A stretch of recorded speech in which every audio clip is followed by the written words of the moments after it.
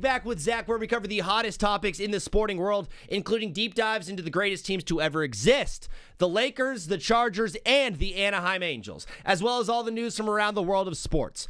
This show is available everywhere that you get your podcast. Not really. The video's on YouTube. This is the first hour of a 3-hour live show on Twitch and YouTube, so if you like this, you're going to love the full show. Tune in Monday, Wednesday, and Friday from 12 noon to 3 p.m. Pacific time. That is 3 to 6 Eastern time.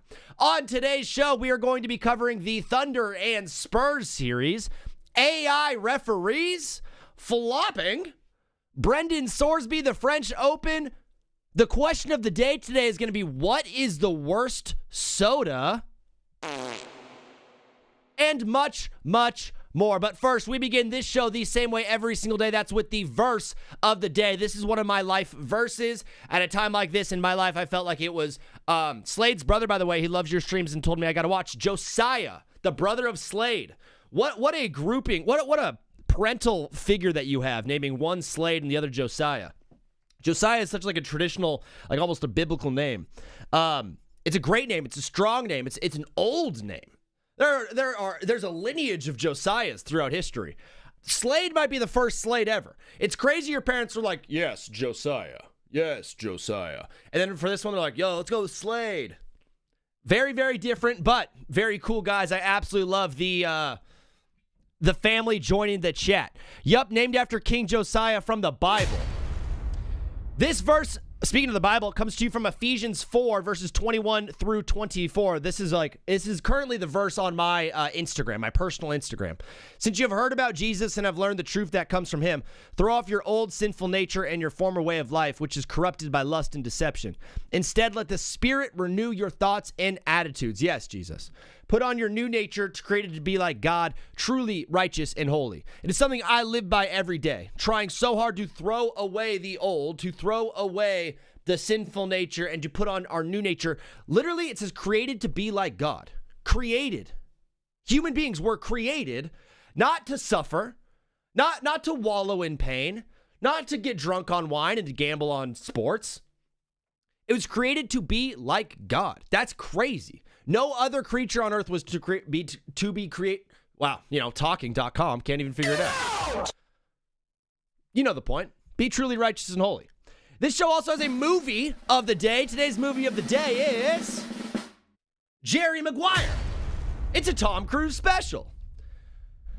Tom Cruise gives his best performance to date as a sports agent who suddenly discovers his scruples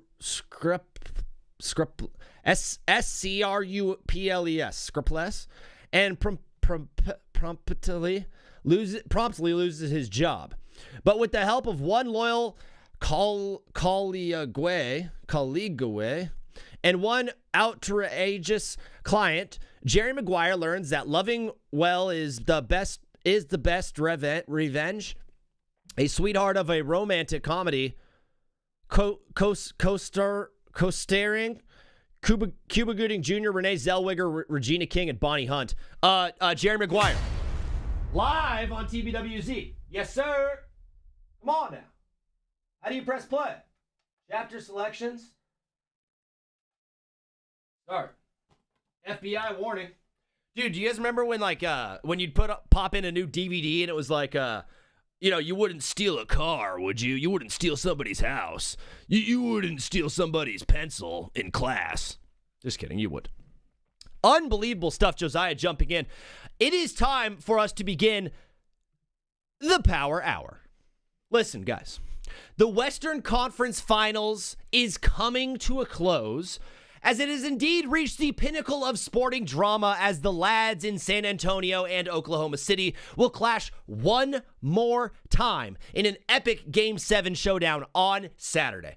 This series, brother, oh my gosh, it was hailed as going to be the greatest series of all time. And it really did start with one of the greatest basketball games a fan could ever dream of. Still, to this point, the rest of the games have been super, super boring. I don't want, okay, all right. The rest of the games have sucked. That's true. The rest of the games have been absolutely boring. Game 1 was so awesome, and still to this point delivers the moment of this series with Wemby hitting that logo 3 to send the game to overtime. Well, that And for me personally, the Jalen Williams 20-point game, also a moment of this series. But before we get into anything on Game 7 or this series in general, I just wanted to say it's patently ridiculous that the NBA allows two men with the same exact name to play on the same team and be on the floor at the same exact time. Yeah, hey, we should not have two Jalen Williams on the same team on the floor at the same time. That is absurd. Brother, Mike Tirico is one of the best that we have, and he was struggling like a potty training toddler just to verbally describe what was happening on the floor because of the clown show unfolding before our very eyes. Adam Silver spent this entire season talking about how to fix tanking, right? That's the big issue in the NBA. Tanking was the issue you wanted to fix, bro? How about the fact that you have two guys with the identical names on the floor at the same time? It makes the NBA look completely unserious. I think it is far worse than the flopping issue, than the tanking issue, than all the ref stuff going on around the league. To be honest with you, with the fact that there are two guys with the same name on the floor at the same time for the same team, brother, that is some clown behavior, and the NBA needs to fix that immediately. And there was a guy courtside named Jalen Williams. That's just too much. Too much. They were like, oh, well, one goes by J. Will and the other goes by J. Dub. No, I don't care. Mike Tirico's not going to go J. Will, passes to J. Dub, back to J. Will. J. Will starts screen for J. Dub. No, that is ridiculous. One of them has to change their names. I'm over it. And you know the fact that they were drafted in the exact same draft, what are we doing? Sam Presti should have known. Oh, man. Okay, we got the first J. Dub, but we can't go after the second one. We can't. Can we? Of course he did. And of course he's good. And of course he smiles like a clown. It's just patently absurd that we have two guys with the same name on the floor at the same time. That just cannot happen. If they were on different teams, you know what? Maybe something else. Do you think their parents were friends? Hammerdong, that's a great point. Maybe they were long-lost brothers. Do we know anything about them? I actually don't know anything about them, like on a deep personal level. I try to not learn anything about the athletes that I like. I don't care about where they grew up. I don't care about who their parents are or what they believe in. Just go out there and hoop or go hit the baseball. People are like, well, Mike Trout wants to go and play for the Phillies because he's from Philadelphia. I didn't need to know that. I don't care where you were born. I don't care about your backstory. I don't care about your spouse or your wife or your brother or your sister or the mental health issues that you have. Sorry. Go out there and hoop. Honestly, the complaining about the refs thing and the flopping is the biggest thing that's happening right now in the world of sports. And I just think, like, we need to just pump the brakes on the whole flopping and ref thing and just, like, enjoy the game of basketball. Is that so hard to say? Now, Oreo just hit a 100-stream streak today. That means he's been watching this show, every single show, 100 shows in a row. And it is unbelievable that he is such a loyal fan. However, just because Oreo's in the chat doesn't mean I'm going to be nice to the Spurs or the Spurs fan in this one. Just because JD is in here and Slade and Josiah are OKC fans does not mean I'm going to be nice to OKC. I'm going to be nasty and rude to every single team that exists that is not named the Angels, the Chargers, or the Lakers. I'm a biased loser sports fan. I am deplorable. I am bad. I'm a bad guy. And I'm going to be mean to all of the people out there that think that the refs are actually on OKC's side. We can be nasty to your team. You can be nasty to my teams. Of course you can. I'm almost halfway to Oreo. Let's go, Slade. There you go, Josiah. We're doing math in the chat. 1 + 0, 0 equals 100, according to Josiah. We need to do an IQ off between the two brothers. I'm just so glad we have brothers in the chat right now. I'm so glad we have brothers in the chat right now. We're going to do an IQ off. We're going to do arm wrestling contests throughout the summer. We're just going to pin brother on brother. We're going to go Cain and Abel on them and see what they got to do. But as a country, as a global society that loves hoops, we seriously need to stop with all the ref talk. I'm done with the ref talk, okay? It's becoming a truly low IQ take to be like, the refs have Thunder money line, or Tony Brothers loves SGA and hates the Spurs. Like, do you honestly think that the NBA referee's job is easy? Do you think deep down that you could walk onto an NBA court and do a better job at officiating the game than the professionals doing it currently? I honestly bet you couldn't even run as long as they have to run in these games. I'm not going to sit here and be a ref apologist. I don't want that to be this nomiker that I take of being this guy. Oh, Zeke Vini, Zach Vooch, TBWZ. He's a ref apologist. He loves referees. I don't want that to be my credence or my call. But the idea that you're watching this game and spewing the same stupid rhetoric every single time they play, like, honestly, why are you still upset? And that brings us now to a new addition to TBWZ, graphics. Yes, sir. We now have graphics on the screen. Let me just make sure that the chat goes above the graphics. Yeah, it looks horrible. Whatever. We'll move stuff around a little bit. Oh my gosh. Brother has been pitted on brother. As you guys know, you can utilize your channel points to time people out and ban certain words, so that's crazy. But Josiah, sorry, brother. You just got timed out. See you in 5. Set a 5-minute timer for Josiah. 5-minute Josiah timer, starting now. When that timer goes off, you will be allowed back in. Oh my gosh. The sibling rivalry has already begun, and I absolutely love every single bit of it. I just don't get why people are still upset about the SGA flopping stuff. SGA is going to shoot the ball and fall to the ground like a little girl. It shouldn't be a surprise anymore. He's going to get fouled. He's going to try his hardest to foul bait because there is a competitive advantage to foul baiting that playing through contact does not possess, right? A lot of us want the Thunder just to be like, okay, we'll stop flopping. All right, we'll stop trying to foul bait. We'll stop throwing our arms into you so that you get a foul. We'll stop. We'll just stop doing it because we want to look like strong men. If you're the coach of an NBA team, and your analytics guy walks up to you and says, hey, coach, I figured something out. If we foul bait, it actually equates to an extra 0.5 points per 100 possessions of a basketball game, right? So foul baiting these metrics are not real. These are just like hypothetical metrics. But you're the head coach of an NBA team. Tap, tap, tap. The little Asian guy behind you is like, hey, coach, I actually did some math and I figured out that if we do foul bait, it adds 0.3 points per 100 possessions to the overall game that we're playing right now. It adds points per 100 possessions. And then he also says playing through contact actually adds nothing, okay? So you're the head coach of an NBA team and you have a small Asian man coming up to you and saying, if we foul bait, we get more points. If we just play through contact, we don't get any more points. The game just kind of stays the same. What are you going to tell your team to do? Seriously, you're a smart man. You're the head coach of an NBA franchise in this hypothetical world that I've created for you. It's awesome. You've got a baby mama. You've got life. You've got a penthouse suite in New York City.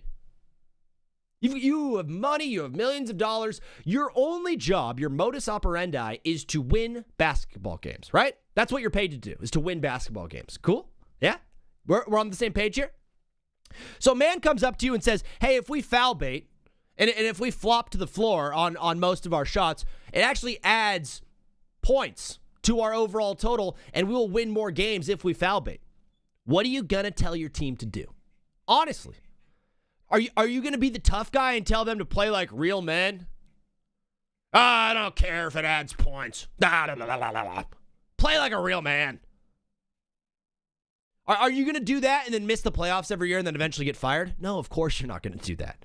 You're going to tell your team to foul bait.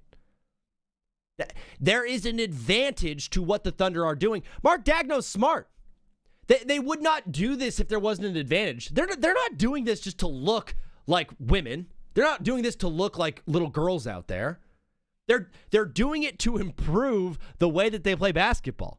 I saw some guy on TikTok yesterday saying Wemby is emotionally unstable because he skipped the media and cries after losses.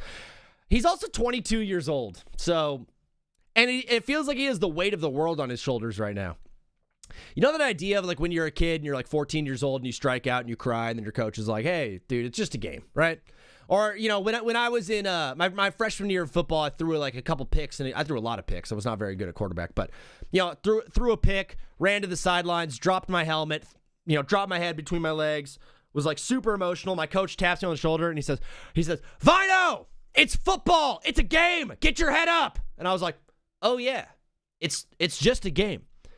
It feels like Wemby is just carrying the weight of the world on his shoulders right now and forgetting about the joy of playing basketball. It's great if you're a fan of the Spurs, like all he cares about is winning, but I worry for the 22-year-old man who has the weight of San Antonio on his shoulders. And if you know anything about San Antonio, that is a lot of weight, brother.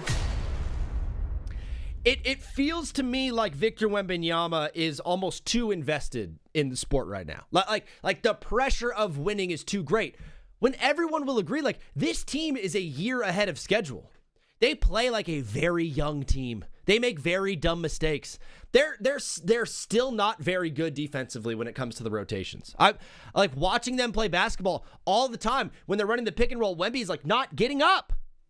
Like get up and actually guard. He's afraid to leave the paint because no one's coming around to help. They play like a very young team that's not there yet. The reason they are where they're at right now is because of how good Victor Wembanyama is. If Shea skipped media, though, people would call it aura. It's actually true. I would think it's swag, dude. I would think it's cool. All right, Josiah, you're back in. Let me give boy back in. Hey. Give me the beat, boy, and him and a It'd be crazy if he never watched the show again. If he like got timed out by his brother, he's like, this show sucks. And Slade's like, well, I tried. There he is. He's back. It didn't happen. Someone gift my boy some channel points so he can time Slade out. The hypocritical nature of the ref complainer, though, is the most frustrating aspect of all of this. Because on one end, you complain about SGA flailing and falling over and flopping and getting phantom calls. And then the very next possession, you're upset that Hartenstein is being physical on Wemby. Which one is it? Do you understand where I'm coming from? If you're a fan of this team and you're like, I hate these fake calls that SGA is getting, and then the next possession you're like, Hartenstein's being too physical with him. He's being a jerk. Are you serious right now, bro? Josiah just used Jeff Bezos' money to subscribe to TBWZ. Brother, what a man. Hey! Wow. What a beast. Thank you, brother. Truly means a lot. Playoff basketball has always come with more physical play. It always has. Historically, over the entire time that I've been watching basketball, the physicality goes up in the playoffs and the whistles go down. And that's one of the reasons a lot of people say the regular season doesn't matter. They're like, I'll watch when the playoffs happen. Because that feels like more realistic basketball than in the regular season when they're calling everything and everyone's all soft. One of the best parts of the playoffs is seeing the refs swallow their whistle and let the guys go at it. And for the most part, they have done that in this series. They have let some stuff go in this one that would have been a foul in the regular season 10 times out of 10, but it's the playoffs. The Spurs fans who are out here complaining about the Thunder flopping and then also complaining about Wemby not getting calls, like, do you see the problem here? Because on one end, you're mad that the referees are calling fouls, and then the next session, you're mad the referees are not calling fouls. So which one do you want it to be? Okay. All right, Oreo just banned the word that my whole segment is on. So, okay, let's think about this. All right, Command F. Oh, wow. Command F. Oh, geez, okay. We're not mad at the refs calling, can't even say it. Oreo, you can't time a word out and then use it in your chat and then expect me to read it. We are mad at the flopping. You're mad at the Thunder for exploiting a competitive advantage. I don't think you're actually mad at the flopping. I think you're mad at the way the game is being officiated, okay?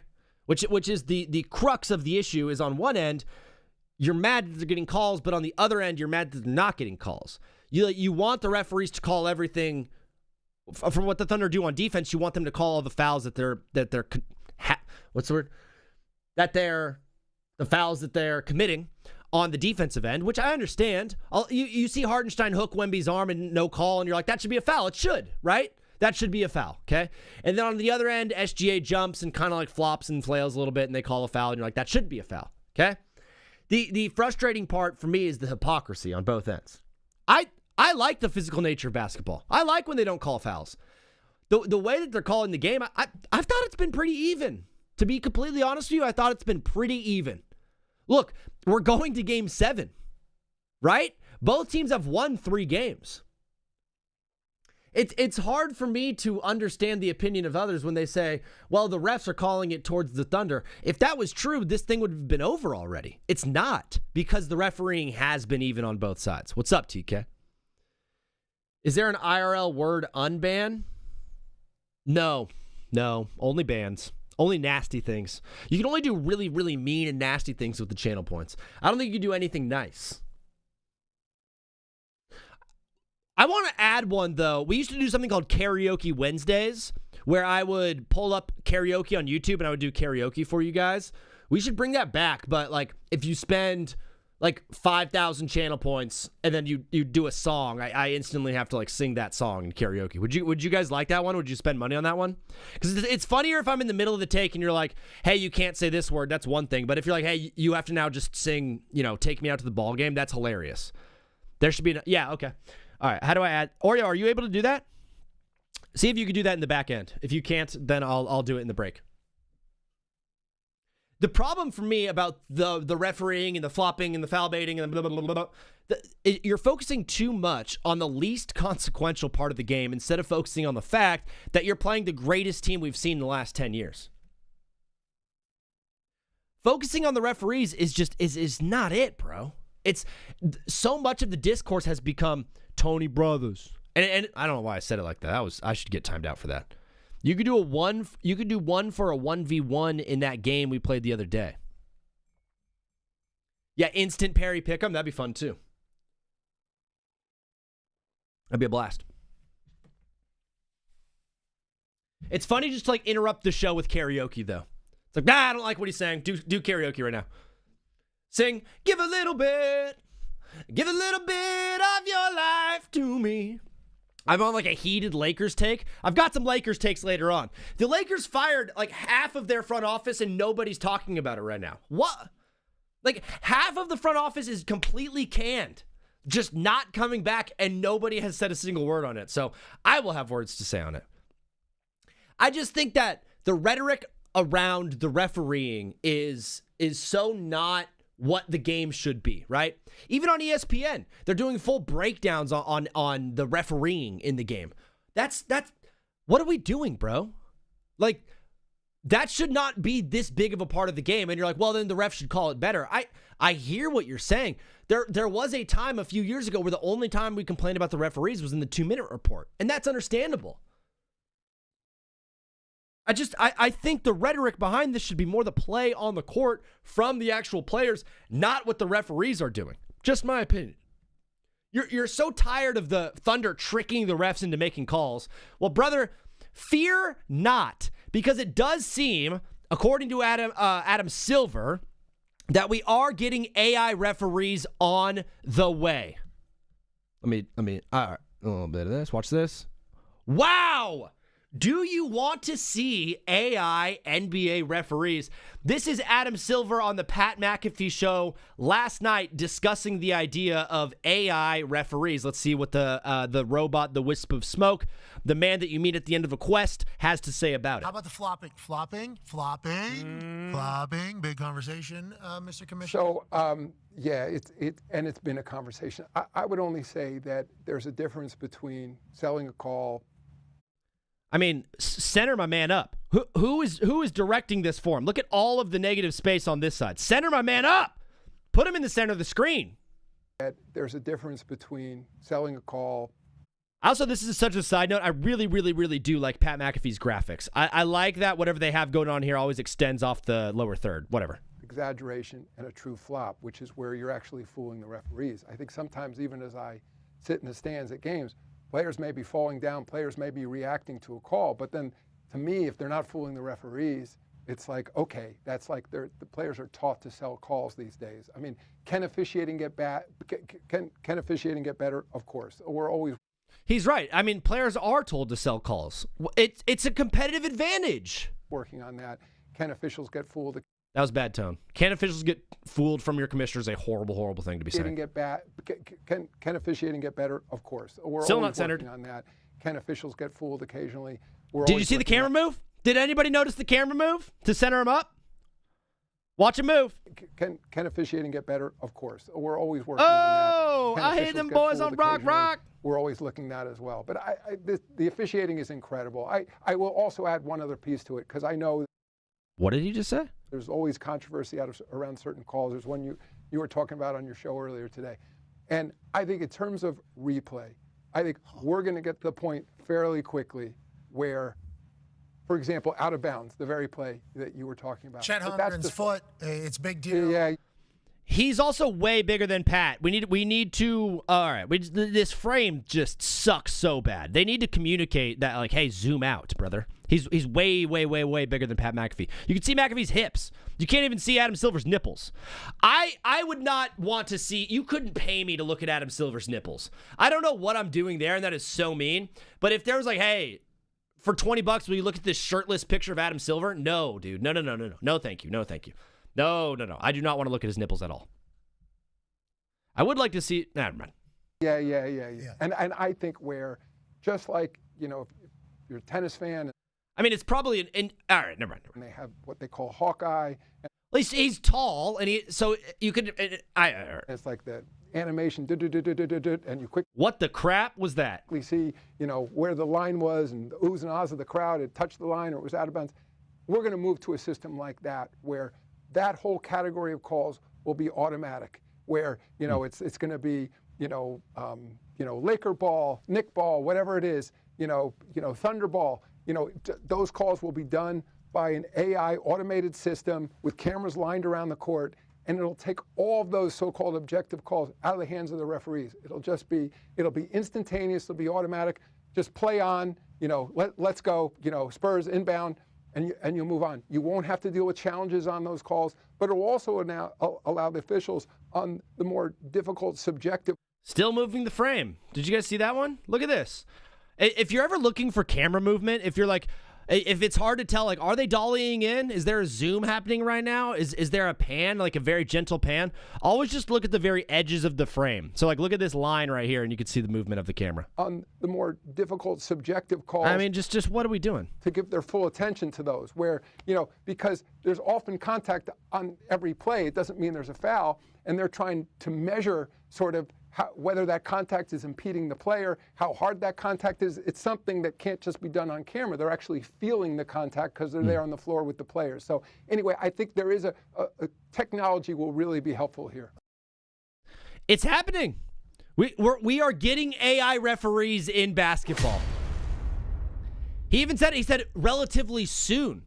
So what he said to Pat was like, we want to line the court with cameras for all the objective calls, right? Not the subjective ones like a foul or that stuff. We want to be able to see like, oh, there was goaltending or there was an out of bounds play or it went off this player and it'll be kind of automatic. That's cool, but you understand if they begin to implement cameras and AI systems into the objective calls in refereeing, they're going to start doing it in the subjective part of refereeing. I personally want the human element in the game, and I'm sorry if that makes me crazy. I am just such a ref apologist on this show. This is the craziest take. I don't know. I was expecting to come in today and be like, oh, blah, blah, blah, blah, blah, blah. And now I'm like, the referees are awesome people. Hey, they're humans too. You want to know what makes me realize that I want the human element?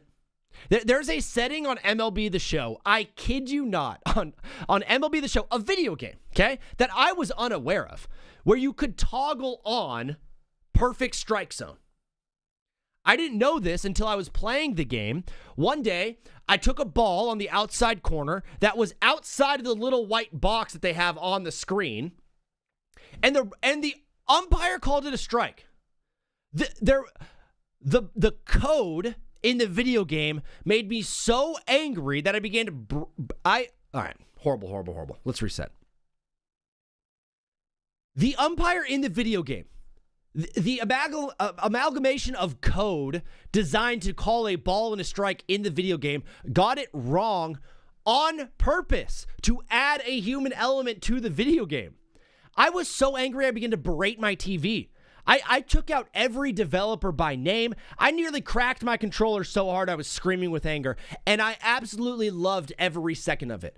I sat back on my couch, like heavily breathing, so stoked that I got to absolutely destroy this fake umpire in a fake video game for getting a call wrong. During the entire meltdown, all I was thinking about how awesome it was that the video game got the call wrong, because that is sports.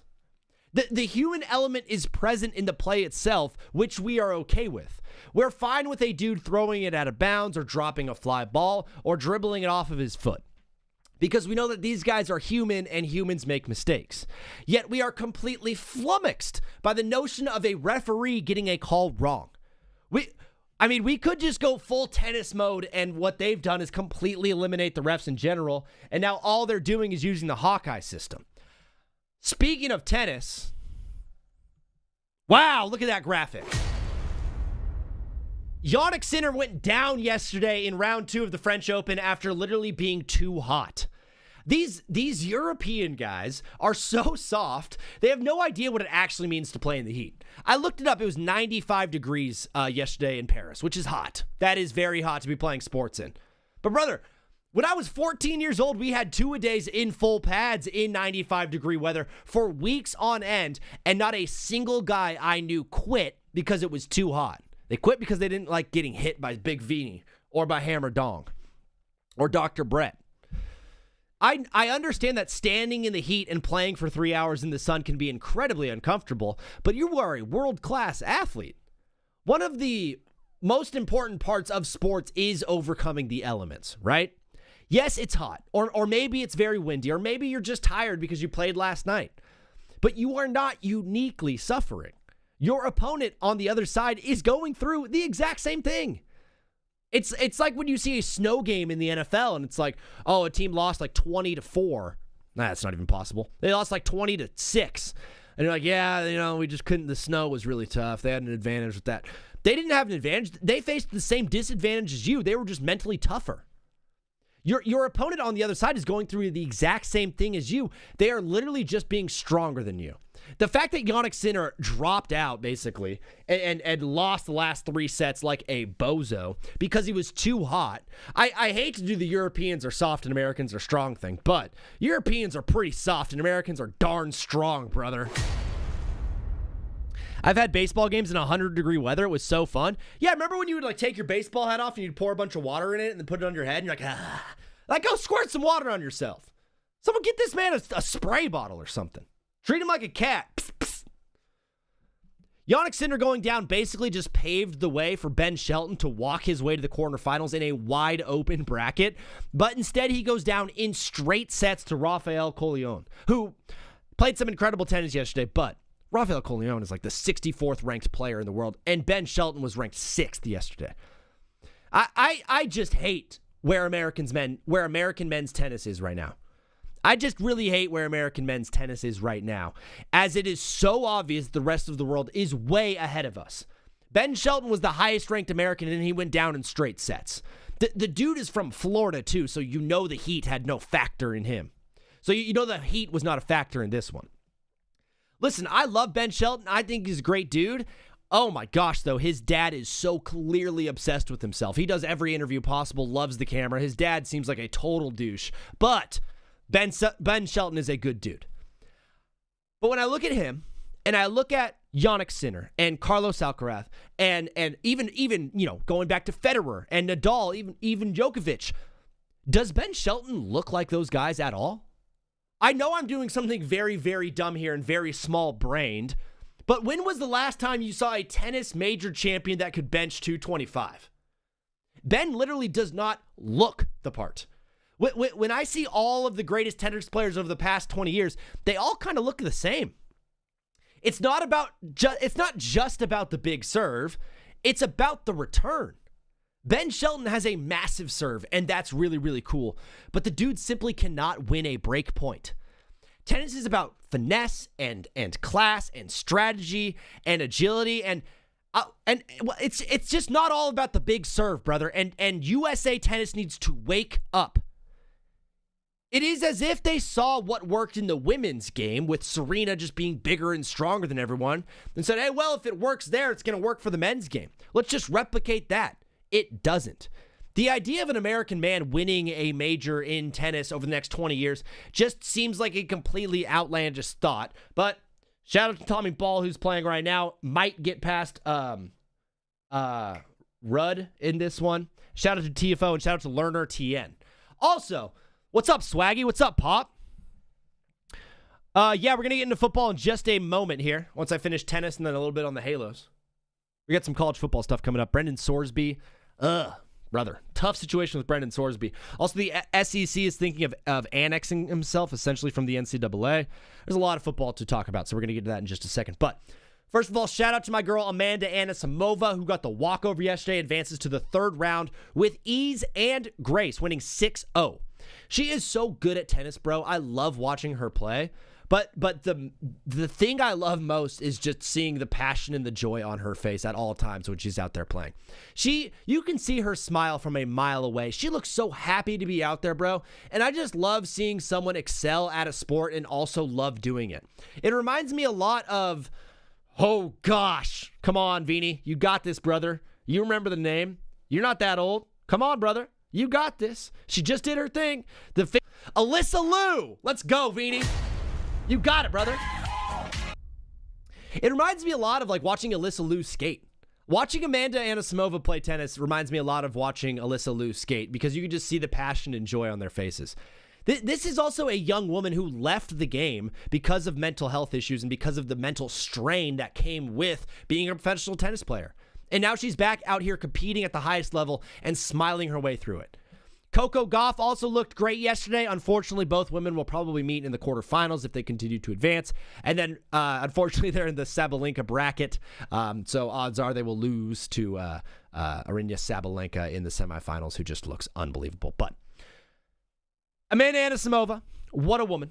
Reminds me of Simone Biles, just watching her be happy. It's so true. It's so true. What a woman Amanda Anisimova is, and what a time to be an Angels fan, brother. Nope, wrong. Stop.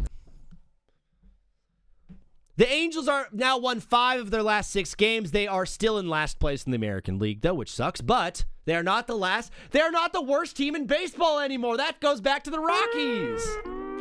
What the?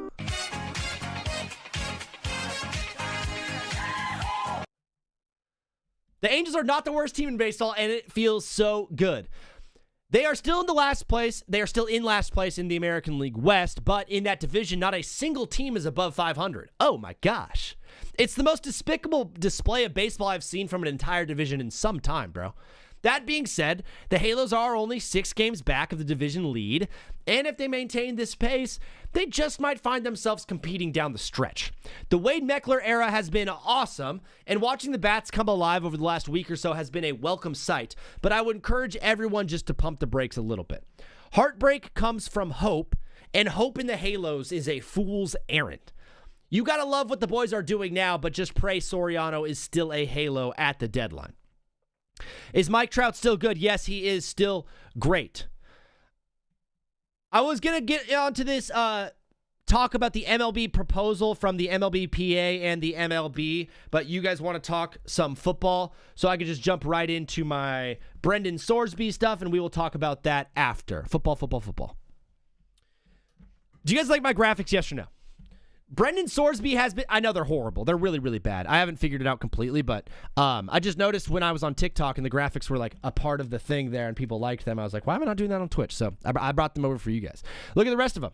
We got football. Who wins game 7? We're going to be talking about that on TikTok when we go live at 2, in about 17 minutes. We're going to do who wins game 7.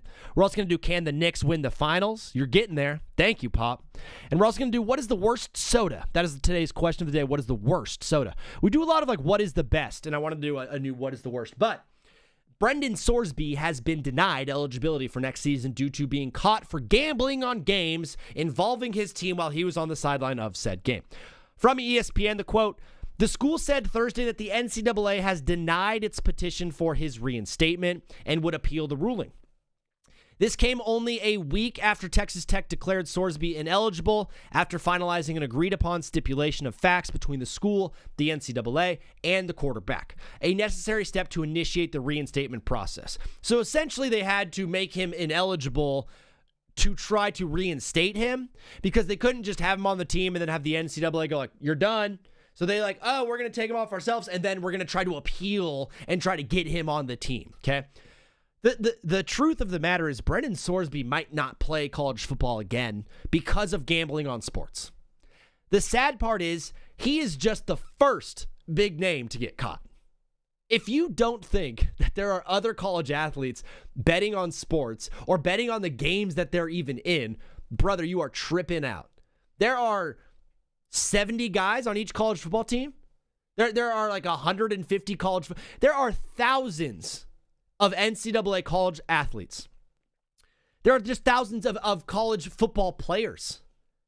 I guarantee you, every single roster in the NCAA has someone on their squad gambling on the games. The fact that we had Terry Rozier, a professional athlete making $40 million a year, get caught helping people wager on games in the NBA, brother, these student athletes have a lot less to lose, and I guarantee you, every single team in the NCAA has at least one dude on the sideline placing some action on the side. Gambling is insanely addictive, right? That is the part that I think we all understand the notion that losing money is bad, right? If I was like, hey, you're going to lose $100 today, you're going to be like, oh no. You're not going to say like, okay. You're not going to be indifferent to that unless you're, super rich. The idea that, hey, you could lose $100 today, that sucks. We know that.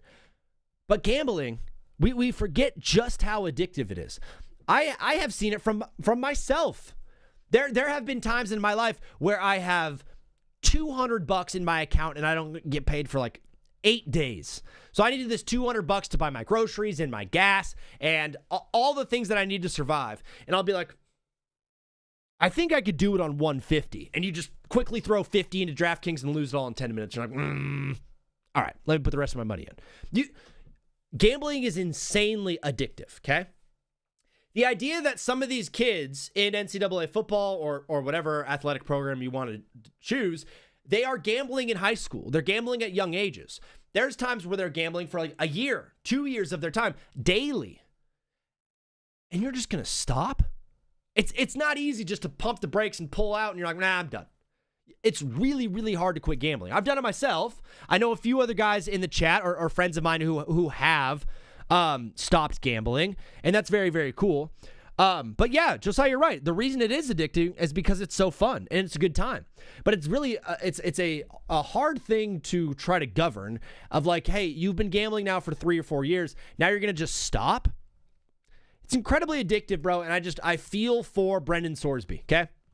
A lot of people are going to do the whole, like, he's so stupid. How could he do that? Pop said he may not play NFL football unless he's getting signed by a team like the Jets where he has to compete. Took Ridley a while to get a contract after that. It's very true, just Pop. I forgot about Calvin Ridley getting popped for this, too. Yeah. And he's not the only NFL player that got popped. There was a guy for the Bears. There was a few other dudes who got popped for gambling on games and stuff like that. But, dude, it's 2026. It's Friday, May 29th, 2026. Gambling got legalized in America federally 4 years ago, right? Like 4-ish years ago. Polymarket came out 8 months ago, and now Polymarket is a multi-billion-dollar company, okay? I understand this idea of like usually when something is on the rise like this, it'll eventually kind of like plateau out, okay? But with something like gambling, with there being an age limit, not an age limit, an age, every single day there are new kids that turn 18 and are now able to sign up for DraftKings or Polymarket or whatever you're using.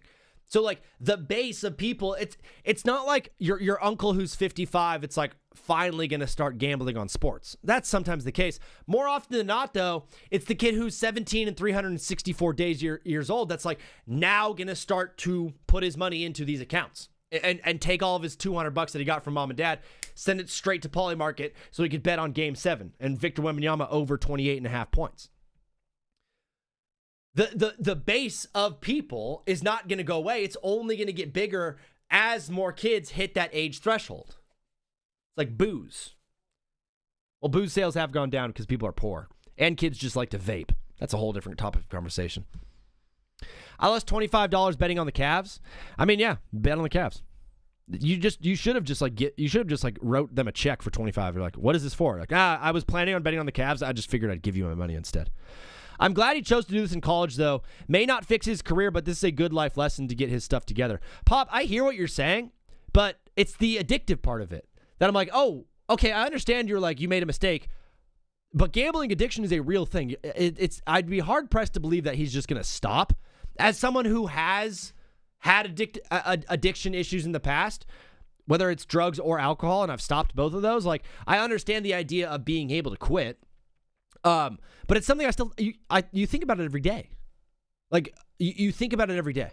He will think about that and deal with that his entire life, and that is one of the toughest things to go through. But obviously, it's never an easy thing to overcome. However, he is taking the proper steps to overcome with checking into rehab. Pop, that is very, very true. He is doing all of the right things to try to get back. I feel very, very bad for the young man. A lot of people will just go straight to the take of, like, what a stupid idiot. I think we just need to exercise a bit of humility with our fellow brothers and sisters around the world, right? People make mistakes. People do dumb things. People have voices in their head telling them to do stupid stuff all the time. And sometimes we listen, right? When I was 22, I was doing dumb things all the time. Now I'm 29 and I still do stupid things, but I've grown up a little bit. You start to understand, though, the dangers of giving 18-year-old kids millions of dollars to play football. And you see the dangers that can arise from that. I'm in acting, there's a thing called a Coogan account, like a Coogan fund in child acting. So essentially what that is when you get a check. So you're Ned's Declassified School Survival Guide. You're the star of that show or whatever. All of your money that you make from that show, you get an agreed upon, I believe you get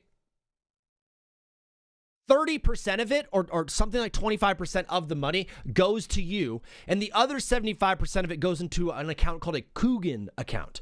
So the studio will pay you, let's say you make $100, but they're also going to put $75 in a Coogan account that you cannot touch till you're 18.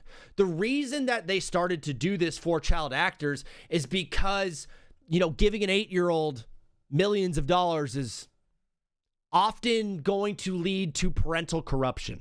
What was happening more often than not was not the 8 or 9-year-old kid. It wasn't Macy Williams in Game of Thrones spending all of her money on Barbies and dollhouses. It was the parents of the kid taking the money and then spending all the money. Okay? So what they did was they put all the money in a Coogan account. So when they're 18, boom, they instantly get access to that account and they get all the money. Do you ever notice what happens to Disney stars or to Nickelodeon stars or child actors when they turn 18? They go off the rails because they just got millions of dollars in their bank account and they're stupid and they're 18 and now they get all the money in the world. There are inherent issues with the human brain when you're that age. And I know I'm speaking to a base right now that is on the younger side of life, most of you. Some of you like me, what up? When I was 18, when I was 14, when I was 20, I thought I was very, very, very wise. And I thought I was very, very smart. And kind of was.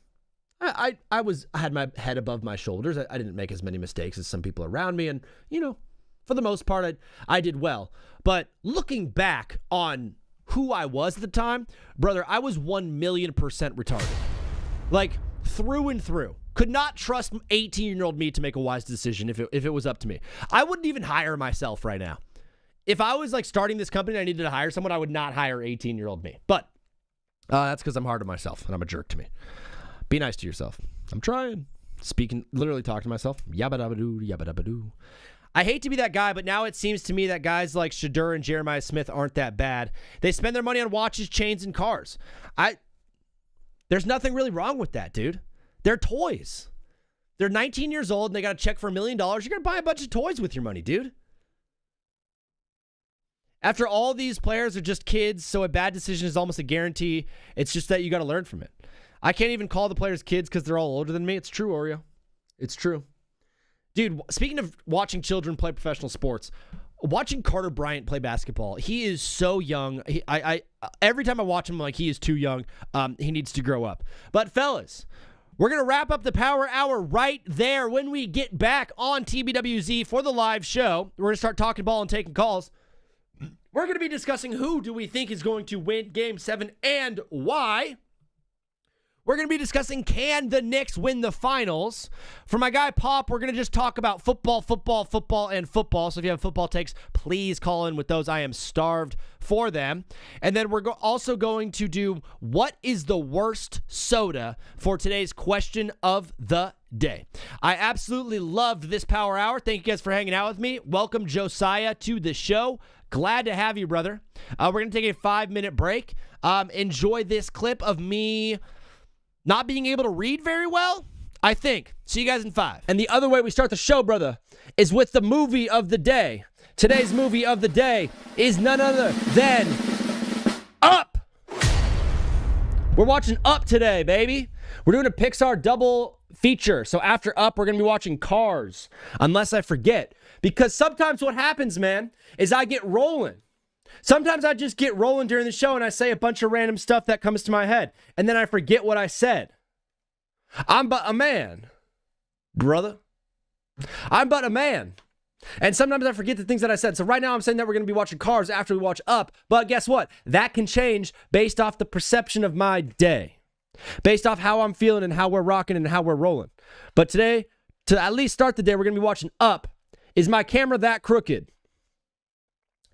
Look at how crooked this is. That's crooked. The DVD player is crooked. But I don't look crooked. So maybe I'm topsy-turvy. Maybe there's something wrong with me today. Maybe when I woke up, my left foot was my left leg, the left of me was maybe a centimeter or two off from the rest of the right of me. So maybe I'm standing at a crooked. Am I sitting? Yes. Maybe one of my cheeks got a little bit bigger than the other last night. I did have McDonald's. It's funny how today, when I celebrate a good day with a good meal, it's usually I celebrate a good day with the most horrible, horrific meal that you could have. I don't like go to a nice restaurant and get like a nice food or like buy myself a nice steak. 1, sad and lonely. 2, I would rather not spend all that money on a steak.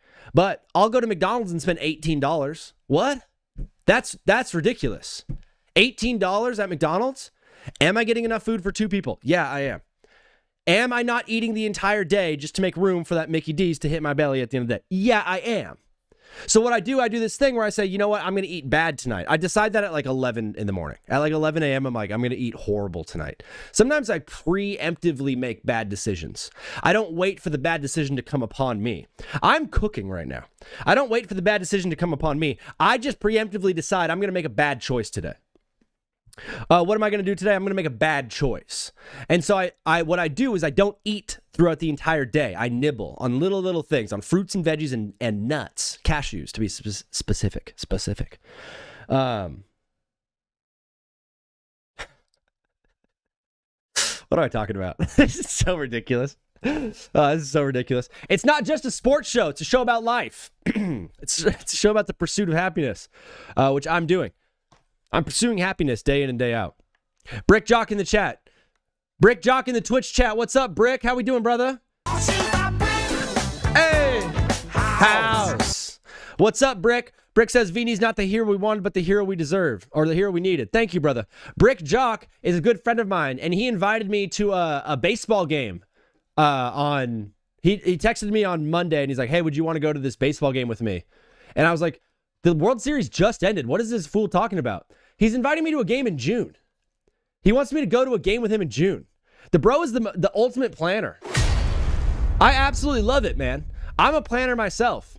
And by planner, I mean like I got plans next week. By planner, I mean like I wrote in my calendar for 2027, April 15th, check what draft pick the Chargers got for the conditional 2027 seventh round pick from the Jets for trading that bum corner. White boy got motion. Yes, he does, brother. But today we're watching Up. What was I talking about with the nuts and the fruits and the... Oh, yeah. I got to finish that. So sometimes I preemptively make bad decisions. The before my day gets really going, I'm like, I'm gonna be bad tonight. I'm going to do something bad tonight. And then the only bad things I do, I don't smoke, I don't drink, I don't do drugs, I don't gamble, and I don't indulge in any sort of felonious, lustful activities. The bad things that I do is eat bad food and occasionally smoke a cigarette.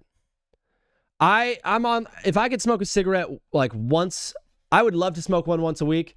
But I don't buy them. I'm only around cigarette smokers like once a month. So I'm only down to once a month. So if you're a near and dear friend of mine, please start smoking cigs. So we can rip some heaters from time to time. So we can, Brick Jock just got some bits in the chat. He reached a 5-stream streak, baby. Smoke more cigs.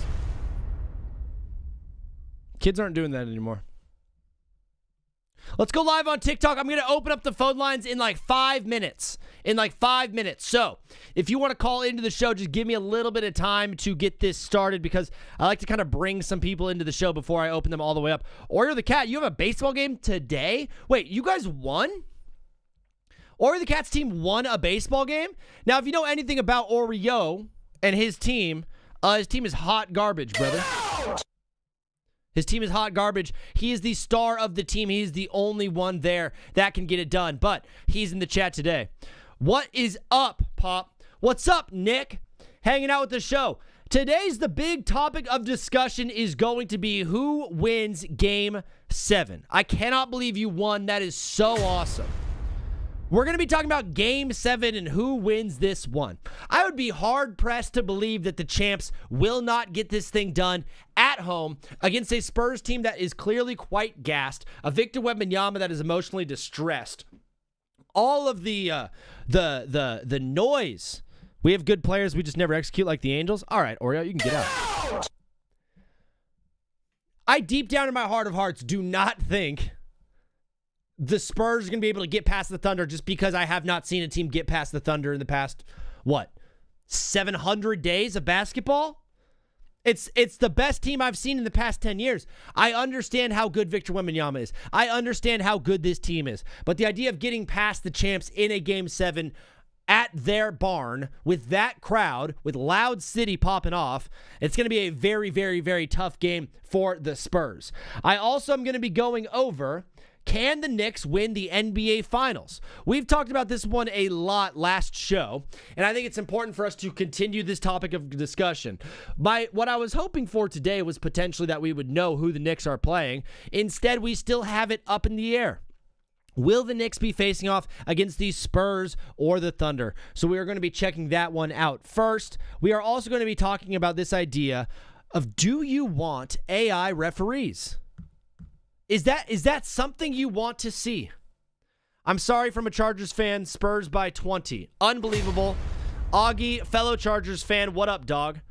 Look at this one. I love football so much. I love you, brother. Thank you for being a Chargers fan. Jalen Brunson fan said, yes, it works in football. We do want AI referees. Adam Silver was on the Pat McAfee show the other day, or yesterday, 2 days ago, saying that NBA referees and AI NBA robotic referees are on the way. But no, Knicks are winning the chip. There it is. We already got a Knicks fan in the chat adamant about this idea of the Knicks winning the finals.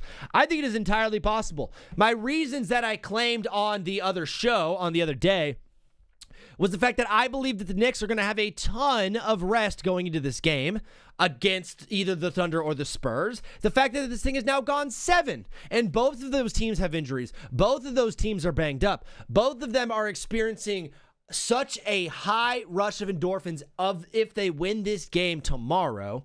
It's hard. I'd be hard pressed to believe that you're able just to like, all right, flush it. That was awesome. Let's move on to the next game.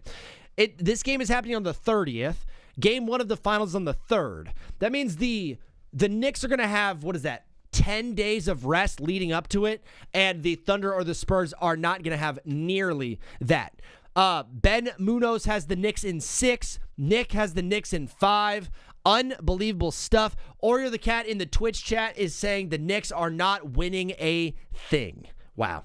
We are going to be going back and forth all night, and officially the phone calls are live. If you want to call into the TBWZ widescreen radio, the number at the top of the screen, it is 213-352-5216.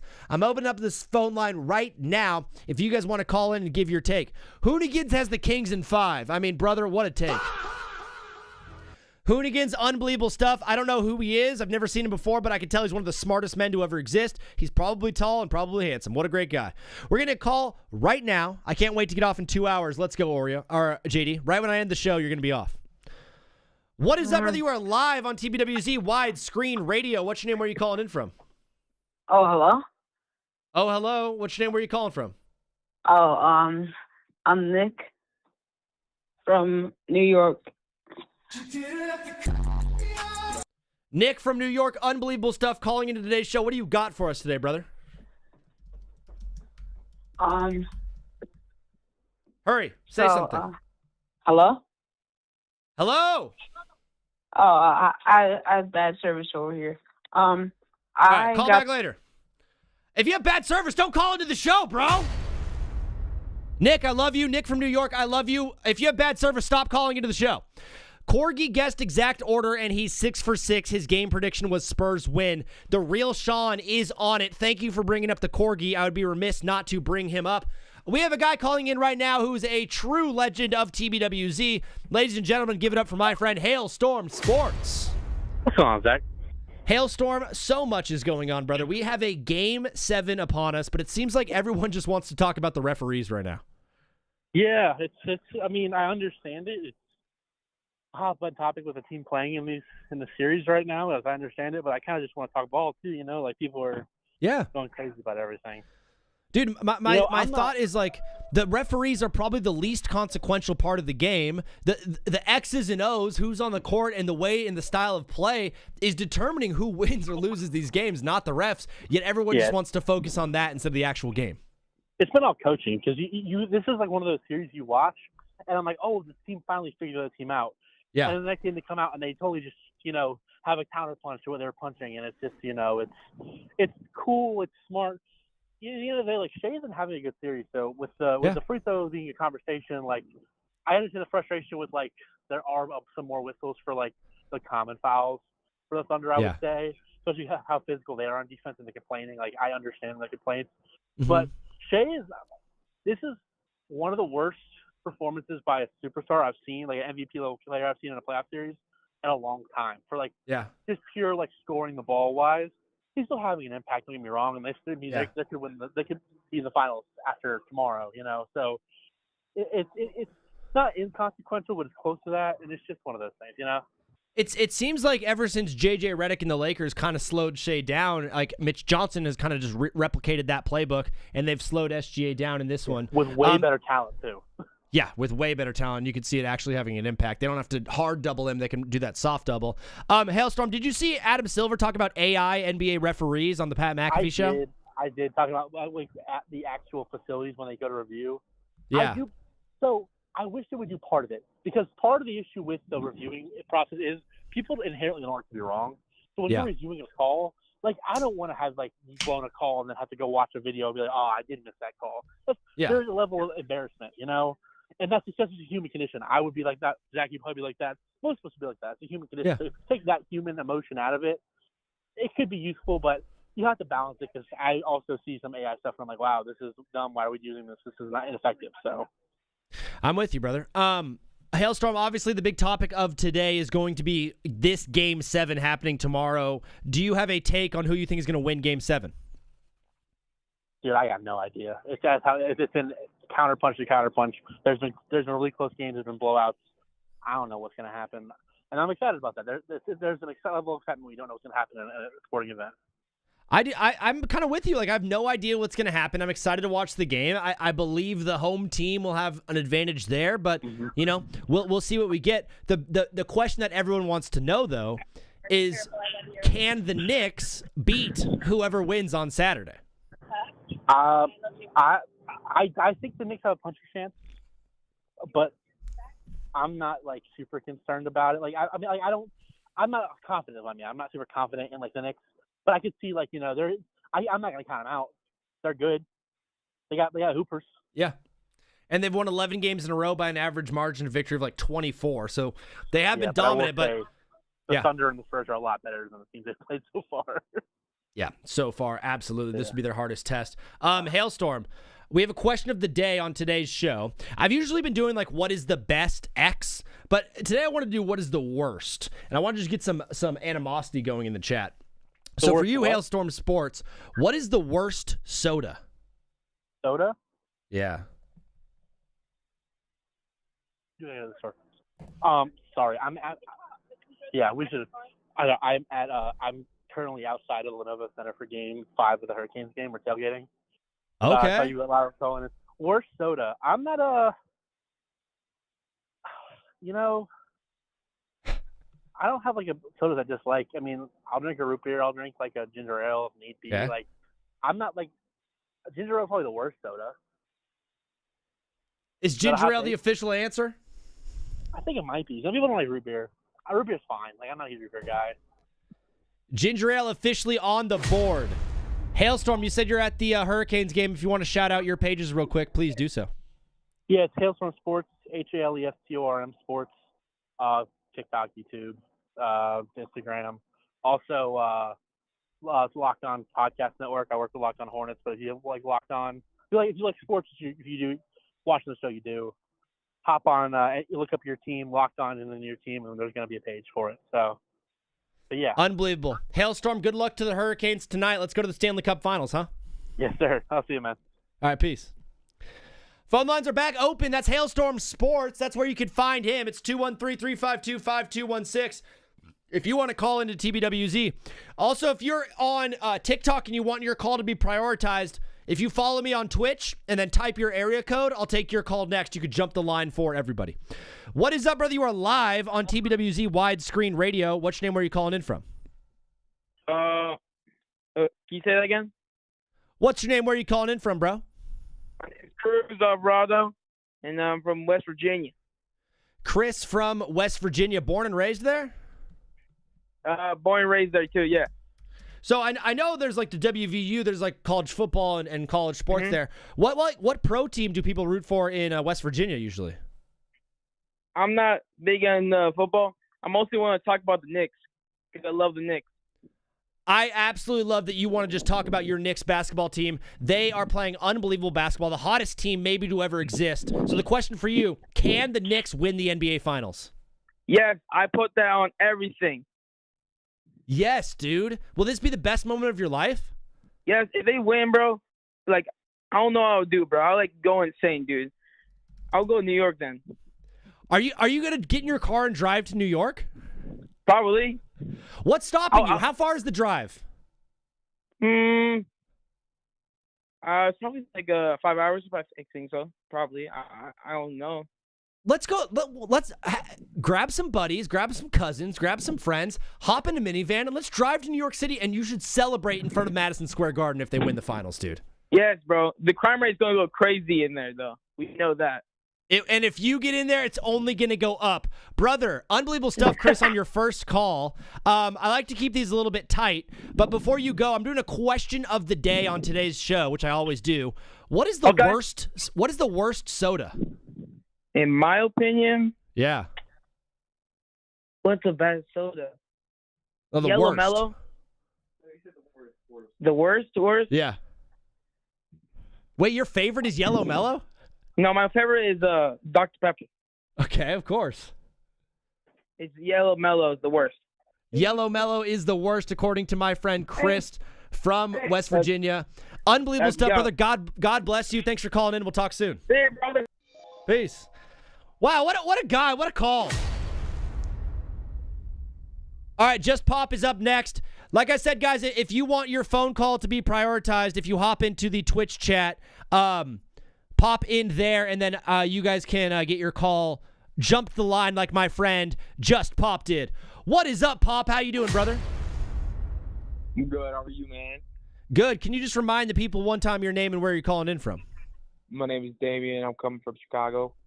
Damien from Chicago. You're calling into TBWZ. What do you got for us today? So I had maybe 2 or 3 things I wanted to just mention real quick, ask you about. So Get them off your the first thing chest. I wanted to talk about is I had 3 free agents that I've been looking at. Are we talking football? Yeah. Yeah, please. Let's Let's talk Where football. you think they might be able to land? Okay. So number 1, Joey Bosa is the guy everyone's talking about right now. Yeah. You think he could come back? I mean, come back to Los Angeles, to the Chargers? Yeah. I don't know if that's the move for the Chargers with a team that is kind of, on the kind of solidified at defensive line. We've got Khalil Mack and Akeem Mesidor and Tuli Tuipulotu. It all depends on the money with Joey Bosa, but I see him potentially being some mercenary type for a competitor. I would love to have him, but it's all about the money. Yeah, I've also been seeing reports about San Francisco. Yeah, San Francisco would be great. Him and his brother together would be quite the scene. All right, that's question 1. What else you got? So the other 2 is 2 receivers. Number 1 is Stephon Diggs, and number 2 is Debo. You think? I was wondering if you. So with Debo, I'm seeing reports about him coming to the Bears. I personally don't want it to happen. Okay. And then with Diggs, I think he might stay in New England. I could see Diggs staying in New England just because if they're going to get A.J. Brown to pair Diggs with him would be awesome for Drake May. It's a Super Bowl competitive team.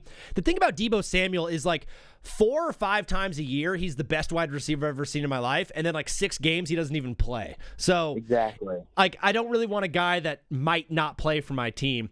You're a Chicago guy. You know what it's like to have DJ Moore already. And he's kind of the same way. 3 games, he's the best wide receiver ever. And then 6 games, he doesn't play. Exactly. Damon, you had one more football take? Yeah. So there's one thing I wanted to talk to you about. Kind of been itching to talk to you about since I found out. So Yeah. The Bears have 5 primetime games scheduled, and then 2 holiday games, standalone primetime games. I think we're top 5 this year in primetime games that we play, but we also have the highest home differential. Huh. So we're playing the most home games, and I think more than 75% of those games that we're playing on primetime are also home games. Huh. That's a lot of eyeballs on Chicago, brother. That's when you play in that Thursday night or that Monday night slot and you're a standalone game, the next day everyone is just talking about that game. So it's kind of a lot of pressure. But if they're at home and it's a good football team, I think you're gonna get a lot of love from America. Last year I had the Bears as America's team, and I think it's gonna be that way again this year. I hope so. I hope. I would. Bro, we're just excited for football. Damien, unbelievable stuff. Thanks for following on Twitch. Before you go, brother, question of the day. What is the worst soda? All right. So I don't know if this is a hot take, but I'm going to have to go with 7-Up because I'd rather just drink Mountain Dew or Sprite. 7-Up is a great take. Brother, Damien, thanks for calling in. God bless. We'll talk soon, bro. Have a good one, bro. Peace. It's my guy from Twitch calling in. Yo, TC, I saw you called in. If you're still there, TC, please call back.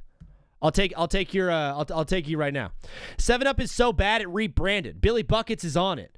Billy Buckets is our marketing manager right now in TBWZ. My guy TC, what is up, brother? What's going on, Zach? TC, we have an unbelievable Game 7 on Saturday night. I've been trying to get a consensus from the world of sports. Who do you think is going to win Game 7 on Saturday? Game 7 will be won by a game-winning shot.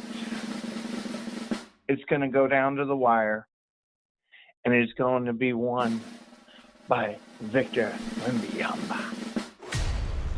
The official prediction from TC is Victor Wembanyama in the Spurs. Obviously, they won Game 1 on the road in Oklahoma City, so the idea of them winning another road game is not so outlandish.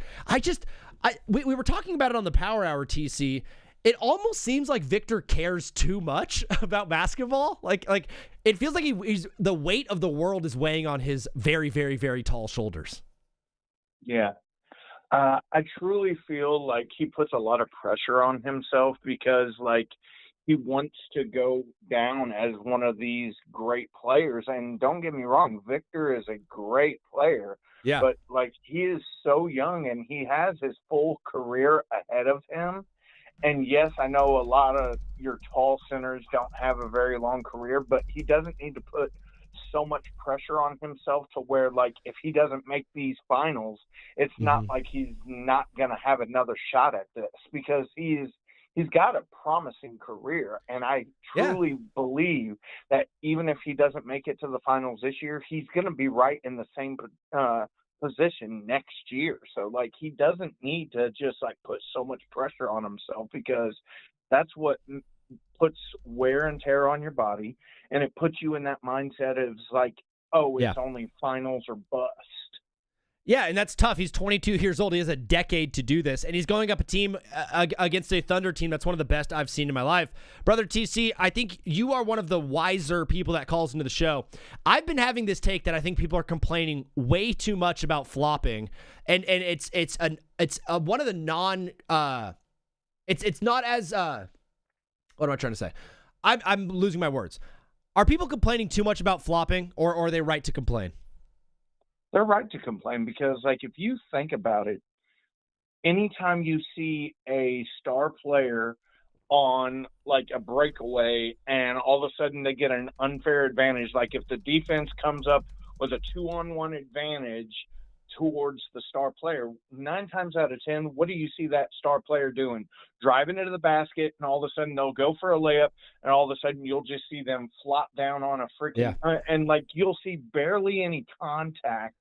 And Shai did it 2 freaking baskets in a row the other night, and the refs were just like a blind eye to it, because they're just, like, so used to seeing all these damn flops, you know. And it all started, like, I hate to call the guy out, but, like, they got prone to it whenever they saw LeBron doing it so damn much. Yeah, the LeBron effect is true. I know people are mad about it. People are upset about it. I think it's maybe 5% of the actual game, and the rest is the X's and O's, and it's kind of like a lazy take to just be like, you know, oh, the refs are on their side. But you've watched basketball for a long time. You know this isn't anything new. But, TC, I got a lot of people lined up, brother. I'm doing a question of the day. I think you are going to be very, very good in answering this question of the day. I've always been asking people what are the best of things, but today I want to know, what is the worst soda? This is a very, very unpopular opinion. Be careful. But I am going to say it, and people can hate me all they want. Mountain fucking Dew. Mountain Dew. Oh my gosh, it came with a swear word, so TC is in trouble for cussing on the show. But Mountain Dew is a crazy call. Sorry. You're good. People love Mountain Dew up in those Appalachian Mountains areas. But, brother, TC, God bless you, bro. Thanks for calling in. We'll talk soon, dog. All right. See you soon, bud. Peace. Slade has Shirley Temple. Honestly, I don't think Shirley Temple's a soda. Isn't that a conglomeration of Sprite and Grenadine? Grenadine ain't bad. Is Cherry Coke the best soda? Same person who thinks Herbert would do anything in the playoffs or the regular season. Hey, GB, this is for you. No being mean to Justin Herbert on this show, guys. No being mean to Justin Herbert, please, okay? That's the last we're hearing of that. What is up, brother? You are live on TBWZ Widescreen Radio. What's your name? Where are you calling in from? 5, 4. Yeah, hung up. Got scared. No. He's just saying that because Shirley Temples are my number one. Oh, Josiah. Oh, Joe. Don't forget to change the name of who's on the line this time, Zach. Oh yeah, I keep having it be Damien. Dang, you got shade from the chat. They're like, this Damien guy sucks. What is up, brother? You are live on TBWZ Widescreen Radio. What's your name? Where are you calling in from? Hey, it's Bryant from SoCal. Bryant from SoCal, my guy. I've got up on the screen that I think people should stop complaining about flopping. Where are you with the flopping issue right now in the NBA, Bryant? I think it depends, because sometimes, like, I feel like the NBA did a good job controlling it, the flopping issue. I don't think it's as bad as people draw it out to be. Okay. Yeah, I mean, I'm more concerned about what's happening on the court and the X's and O's. Speaking of all of that, do you think you have a side or an idea of who's going to win Game 7 tomorrow between the Spurs and the Thunder? I do. I think I really think the Thunder are going to win. They're just the better team overall than the Spurs. I agree with you. They're at home. They've been here before. Backs up against the wall. It does feel weird though that like every single game since Game 1 has kind of just been like a blowout. And like I don't know what that means going forward in this series, but yeah, you said it, the Thunder are very, very good at basketball, bro. And if you want to be the best, you got to beat the best, right? Yeah. Speaking of beating the best, do you think the Knicks can win the finals and beat whoever wins this game on Saturday? Yes, I remember we talked about this earlier because this series, they've just been beating each other up the whole series. It's like injuries, everybody's just fighting. It's like street fights going on every game. So I really think the Knicks are going to surprise people and win the NBA Finals in 5 games. I'm calling it right now, 5 games. You have the Knicks in 5? Yep, I know it sounds crazy. I believe it. I just trust the process. All right, Paprika, we're going to clip this. I got to put this out on TikTok, Bryant. So one, if you're loud wrong, people can say nasty things to you in the comments. But if you're right and they do win in 5, you are going to be praised by every New Yorker, every Bing Bong clad brother out there. It's going to be awesome. Bryant, before you go, dog. Well, was there anything that you wanted? Any takes that you had on today's show? I was seeing earlier NFL takes right before you switched it is when I first joined. Yeah, what do you got on football? I have one football take. I think the Cowboys are going to be better than everybody expected them to be. I've seen like a lot of predictions, seen they're like a 7-win team or like finish like 8 wins. I don't think that's going to happen. I think they're going to win the division at like 12 wins. Dak Prescott MVP year 2. Clip that too. Okay, Brian, so the first part of the clip is going to be, I think the Knicks are going to win in 5, and then I'm going to cut all of me talking in the middle, and then just cut straight to you going, also, the Cowboys are going to be the best team in the NFL. They're going to win the Super Bowl. People will love that. Brian, before you go, today's question of the day is, what is the worst soda? The nastiest, most disgusting soda? All right, the nastiest soda I've ever had. I don't remember the name, but I was at one of my coach's house for a practice, and he had sodas for us, and it was a celery-based soda, and it was the worst soda I've ever tried. Celery soda? Yep. It was one of the nastiest things I've ever tasted. Bro was like got bean boozled by those like Harry Potter jelly beans or something like that. Got that celery soda. Brian, unbelievable stuff. God bless. We'll talk soon, bro. Have a good day. Peace. Unbelievable celery soda. I've never heard of her. She sounds like a beautiful lady though. Mountain Dew said, Brian, my guy. Let's take this call. What is up, brother? You are live on TBWZ Widescreen Radio. What's your name? Where are you calling in from? Yeah, this is Mark from California. Mark from California. Have you called into the show before, brother? I have never called into the show, actually. My first time. I love first-time caller. All I ask is that you keep it clean and bring the heat. Brother, what do you got for us on today's TBWZ? So I'm actually a radio producer for WFAN. I'm on TikTok just essentially just talking about sports. So I saw your page and I was like, oh, I'm interested in some takes to hear what you have to say, what I have to say. The topic in regards to can the Knicks win the NBA Finals, I actually was just watching. Yeah. I saw that. Well, the thing is the Knicks have the best starting 5 currently right now in the playoffs. The best starting 5. Right? Wait, if J-Dub plays, is it the Thunder? OG Anunoby is better than J-Dub. Okay, I like it. And just for clarification, everybody, right. WFAN is New York local sports radio. New York sports radio. Right. And I'm not just being biased here. They're both great.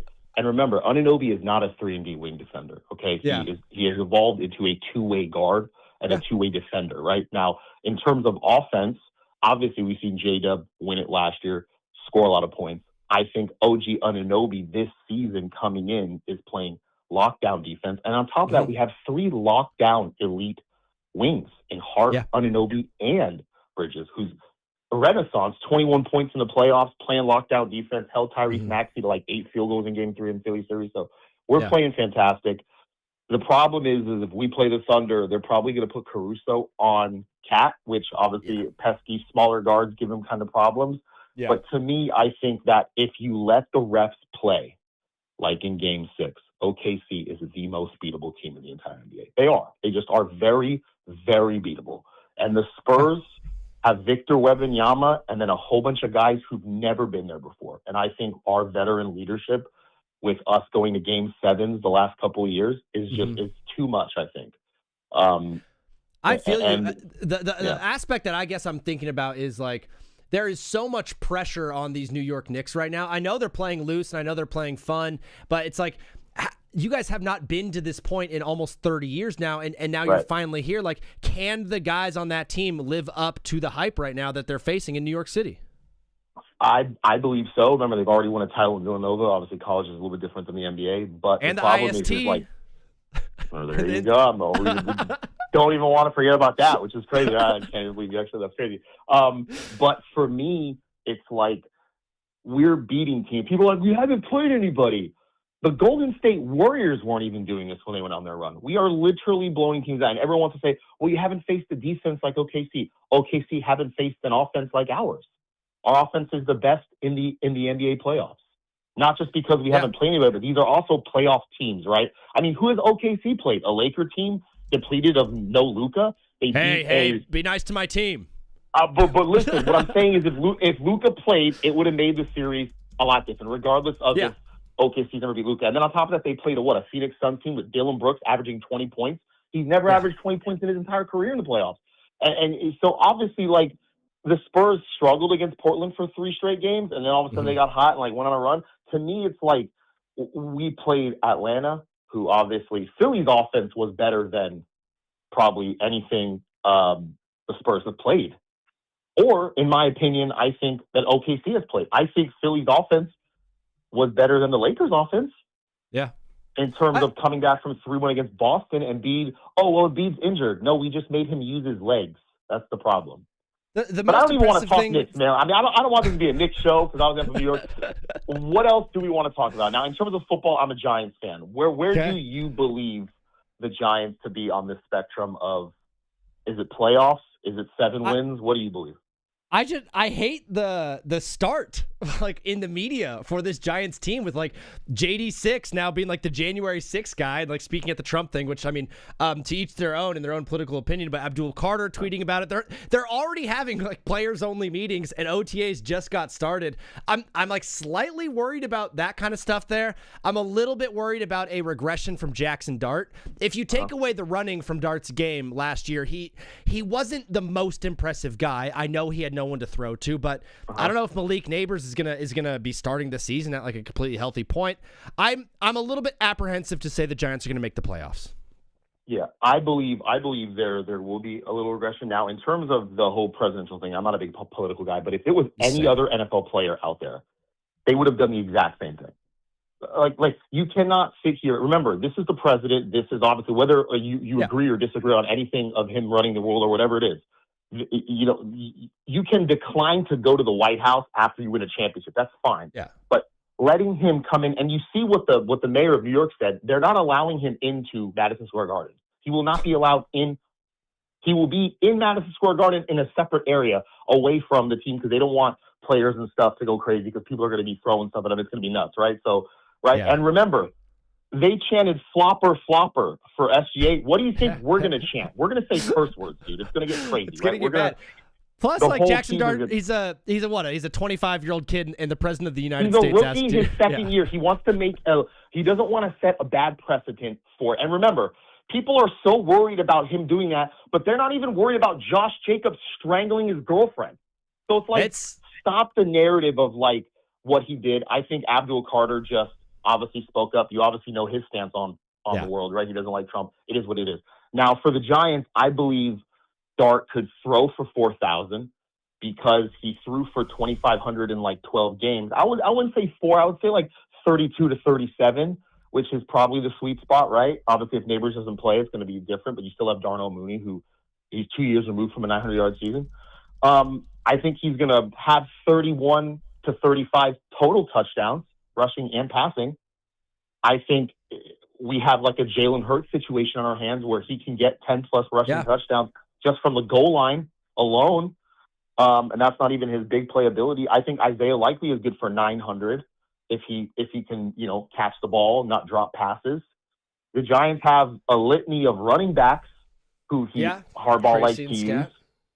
I mean, we play 3 straight bad teams in the first 7 weeks of the season. We should easily get in the first 7 weeks, maybe lose to the Rams. If we beat the Cowboys, we're probably losing to the Rams, and then we play like the Titans, the Cardinals, and the Saints all in a row. Yeah. That could be 3 straight wins. Mark, it's great stuff. I love talking Giants football with you. I got callers coming in, so I'm gonna move on from this. But do you have no worries. Do you have like a social page you want to shout out to the people, because you have great takes and you're a smart man? Yeah, no. So I am the producer for Chris McMonagle and Craig Carton. I produce the Craig Carton shows on Mondays on YouTube. So check that show out. It's just go to YouTube, Craig Carton, Monday starts at 7 o'clock in the morning. Is that on Sports Grid? That's on Sports Grid, correct. Have you talked with Gabe Morency? I know Gabe Morency. Yeah. I interviewed him one time on the show. He's like the only interview I've ever done. I begged him to do an interview when I had like 20 followers. He's one of the coolest guys ever, bro. Gabe Morency is awesome. Cool. He knows some of his takes. Me and him go back and forth on some of his takes, but he's a great dude. I love him. He's cool. Yeah. He's great, bro. Mark, thanks for calling in. God bless, bro. We'll talk soon. I appreciate it. I'll send you a follow as well, man. Thanks so much. I appreciate it. Thank you, dog. Peace. My guy Mark called in with the heat. Can I join? Everyone can join. I got to go soon. I'm trying to call next, maybe. Yeah, I got you. What is up, my brother Oreo the Cat on the phone line? What up, Oreo? Oreo, where are you? 5, 4. What the heck? Oreo, are you there? Yeah.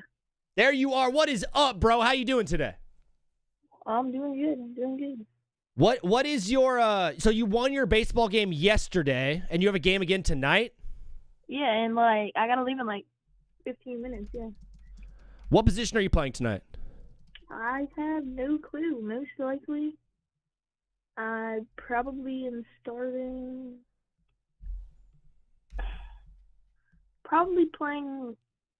in left, and then eventually I'll make my way over to like first or third, but I absolutely love it. A true platooner, my friend Oreo.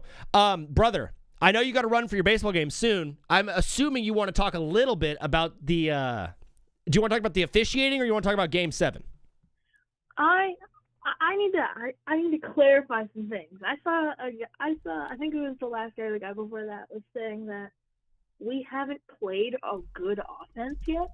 Yeah. Has he watched a Timberwolves game? Anthony Edwards is one of the best offensive players in the league. It's true. It's a great take. I love the clapback on Mark from California. He did say, yeah, it's the best offense you guys have played. That is a good team. Also, I'm not going to sit here and say Portland has a bad offense. Like, Denny Advia is a great scorer. Yeah, Denny Advia can score. Scoot Henderson had a couple 20-point games, I think. Yeah, like Scoot Henderson. That Portland team is fun. Yeah, that Portland team is going to be. They're young. They're going to be good. I assume they'll get like a six seed or a play-in again next year. I feel it's a good prediction. I'm excited to watch that team play with Dame Lillard and maybe add a piece at free agency. But brother, we need to get your thoughts and opinions. I know you're going to take the Spurs, but how do they win in Game 7? Rely on Wemby. It's worked. It'll work again. Okay. Fox needs to not play like he's out there playing. I don't even know. He needs to not act like it's practice. I don't think he had a horrible game. Yeah, he was bad in the win. I saw someone say he got traded mid-game because of how bad he was playing. Or like, yeah, like. I feel bad seeing him in the double ankle braces. Bro looks like he is so hurting out there. But yeah, he needs to play better. And the whole rely on Wemby thing, I love the idea of it. But Wemby looks pretty tired, bro, and frustrated with life. Yeah, we need to get the ball to Dylan Harper more. That guy is a killer. Mm-hmm. I've seen him miss 1-3 this entire series, and it's because he got fouled and didn't get called for it. It barely missed too. I know he probably missed more than that, but he has one of the cleanest shots you'll see. He can hit a shot from anywhere. He can fight through contact. He hits his free throws in clutch moments like he did in Game 1. He's going to be a great player, and he's already a great player, and I think we need to get him the ball more. I think he needs to start. I like it. I like the idea of Dylan Harper starting the game. He's got a young spark to him. He's been unbelievable in this series. I like it. Ori the Cat, I know you got to run. We got some calls coming in. My guy CR1, you're up next on the phone line. Question of the day today, Oreo. I know Pittsburgh. Do you guys call soda pop in Pittsburgh? No. No. Okay, sorry. Sorry for doing that to you. That was so rude of me. But what to you is the worst soda? To me, the worst? Pepsi. I hate Pepsi. Are you a Coke man? I don't like either, but Pepsi sucks. I just don't like Pepsi. We are down with Pepsi on this show. Ori the Cat, unbelievable stuff. Good luck at your game, brother. Let us know how you do in the Discord chat, okay? Yep.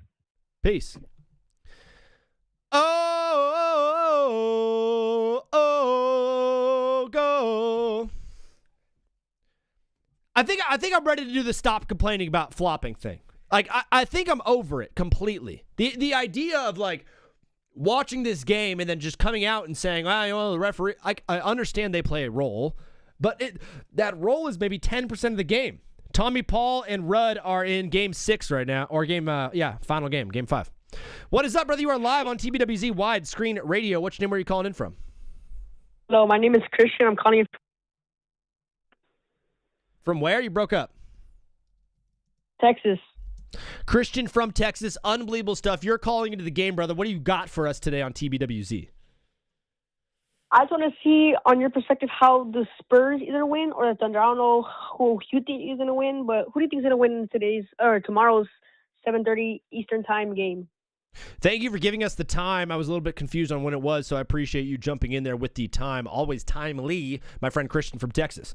If the Thunder win the game, it's because SGA had a good game and there was a lot of points scored from the bench. Like Jalen Williams shows up and J-Dub shows up. Jared McCain and Caruso all contribute to the game. They also have home court advantage, which I think has been really, really big in this series. You know, game 1... Yes.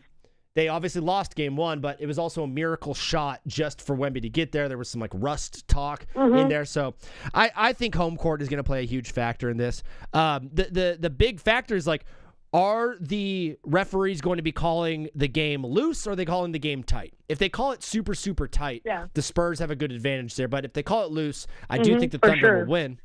On the other side, for the Spurs to win, honestly, Wemby has to have 35, 15, and at least get 3 blocks. He has to have a monster game. Yep. Yeah, I just wanted to say, I mean, I think for the Spurs to win, I think the shooters need to step up. I mean, our shooters, Devin Vassell, Julian Champagnie, Castle, throw them in there. They've been shooting really bad since, like, from the game 4, game 5, and 6. Yeah. We have 7-4 Wembanyama having the most three-pointers in our team. Like, how is that even possible? I mean, yeah, he's an alien and stuff, but we have shooters for a reason. Shooters come on teams for reasons. Their only job is to shoot. Dan Vassell, yes, he had 4 threes, 4 for 7 last game. Champagnie, 2 for 6. Castle, 0 for 2. Also, Fox, man, I don't know what's been happening to him. Ever since we traded for him, he's been really, like, bad.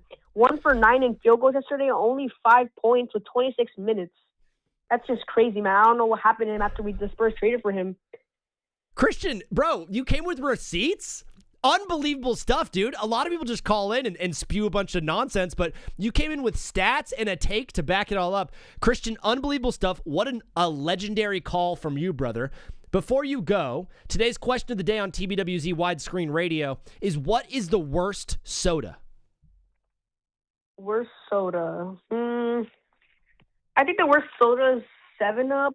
Because, I mean, yeah, it's kind of like a clone of Sprite and all these other drinks that have like that lemony, soury taste. I think 7-Up is just like basically like a clone of Sprite.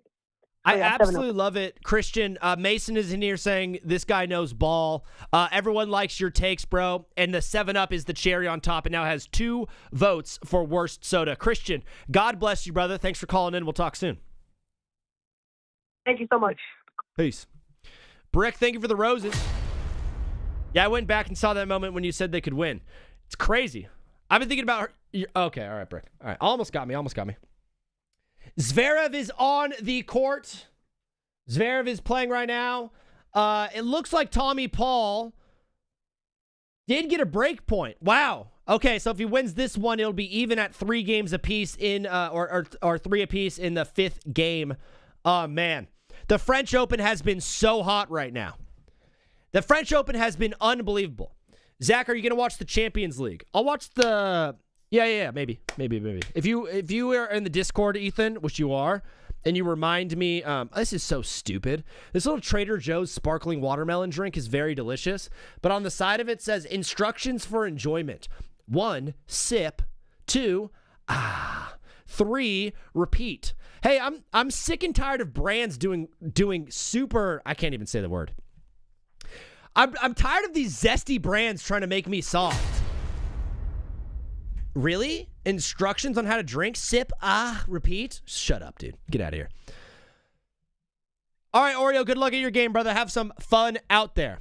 I got to get this one off the screen because nobody cares about the question of the day. Thank you, Mason, for the follow. Unbelievable stuff.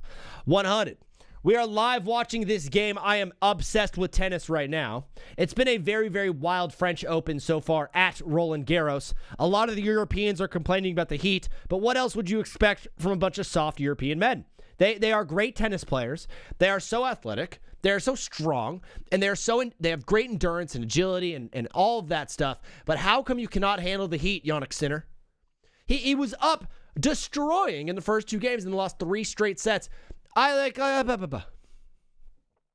it a game or a set? Guys trying to talk tennis doesn't even know the verbiage. Zane said, no, the Knicks cannot win. I hate sparkling water that has estrogen in it. It kind of, every time I drink a sparkling water, I do feel like a little bit fruity after. But instead of drinking beer, I drink sparkling water, so it's good for me. I love how Zane's like, there's no shot the Knicks can win the finals. I think that the Knicks, correct me if I'm wrong, are going to be quite a bit more well-rested and healthier going into this series. A lot of people talk about the rest versus rust thing. I understand where that's coming from, but you got to expect in this series, home court advantage is going to be huge in the NBA Finals, okay? Whether it's in San Antonio or in OKC, I do believe Knicks fans will travel. They will make their way west, but it's a lot easier to go to Cleveland or to go to Philly from New York City than it is to go all the way to OKC or all the way to San An, okay? That being said, I do believe there will still be a Knicks presence wherever they are on the road. It won't be as much as we have seen in these past 2 series, though. Starting the first 2 games on the road for New York is something they have yet to do this playoff run. They have had home court advantage every single step of the way because they were the 4 seed playing the 5, then they were the 4 seed playing the 7, and then they were the 4 seed playing the, 3. I said that whole thing wrong. I'm such a loser. I need to get out. I'm so bad. Sometimes you start saying words and then you're completely wrong and you just got to be mad at yourself. But I'm pissed at Z. I'm mad at Z. Z is me. Knicks will put up a fight, but Spurs versus OKC is the real finals, said Rick. Well, then, Rick, I have the question for you up on the screen right now, brother. Who do you have winning Game 7? Who is going to win? Who wins Game 7? They hardly won it. Knicks will 100% lose this finals. They hardly won against the Celtics. Rick has OKC winning it. Yeah, I'm with you, bro. I need to get your take on referees. Here's my take on referees. Can we all just stop complaining about flopping for 2 seconds in the NBA? I'm seriously at the point where everyone's analysis of this game seems to be the referees. As a country and a global society united by love of hoops, I think we seriously need to cool it with the ref talk.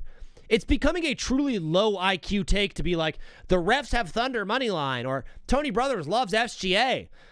Do you think that the referee's job is easy? I don't want to sit here and be a referee apologist, but do you actually think that deep down you could walk onto an NBA court tomorrow and do a better job at officiating than these guys can? I'm going to go out on a limb and guess that you probably can't even run as far as these guys can run. I don't even think you have the physical conditioning to ref an NBA game, let alone the eyes or the IQ to get it done. The idea that you're watching this game and spewing the same rhetoric over and over every single time they play, why are you still upset? The SGA is going to shoot the ball and fall to the ground. That is a competitive advantage that the Spurs have, or that the Thunder have found, okay? They have found a competitive advantage of the game that when they flop or when they flail or when they foul bait, they score more points and they win more basketball games.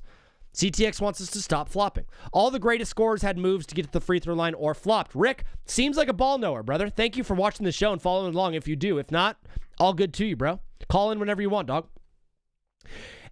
Shai Gilgeous-Alexander. All right, let me just paint this hypothetical picture for you, okay? You are the coach of an NBA team, right? You are in charge. You have an analytics guy behind you who taps you on the shoulder. It's like, hey, coach, I just did the math, and if we foul bait, if we flop, and we try to sell some calls, it adds, I don't know, 0.5 points per 100 possessions, whatever. You know what I mean? Some random metric. And then he also says, but if you just play through contact, it doesn't add anything.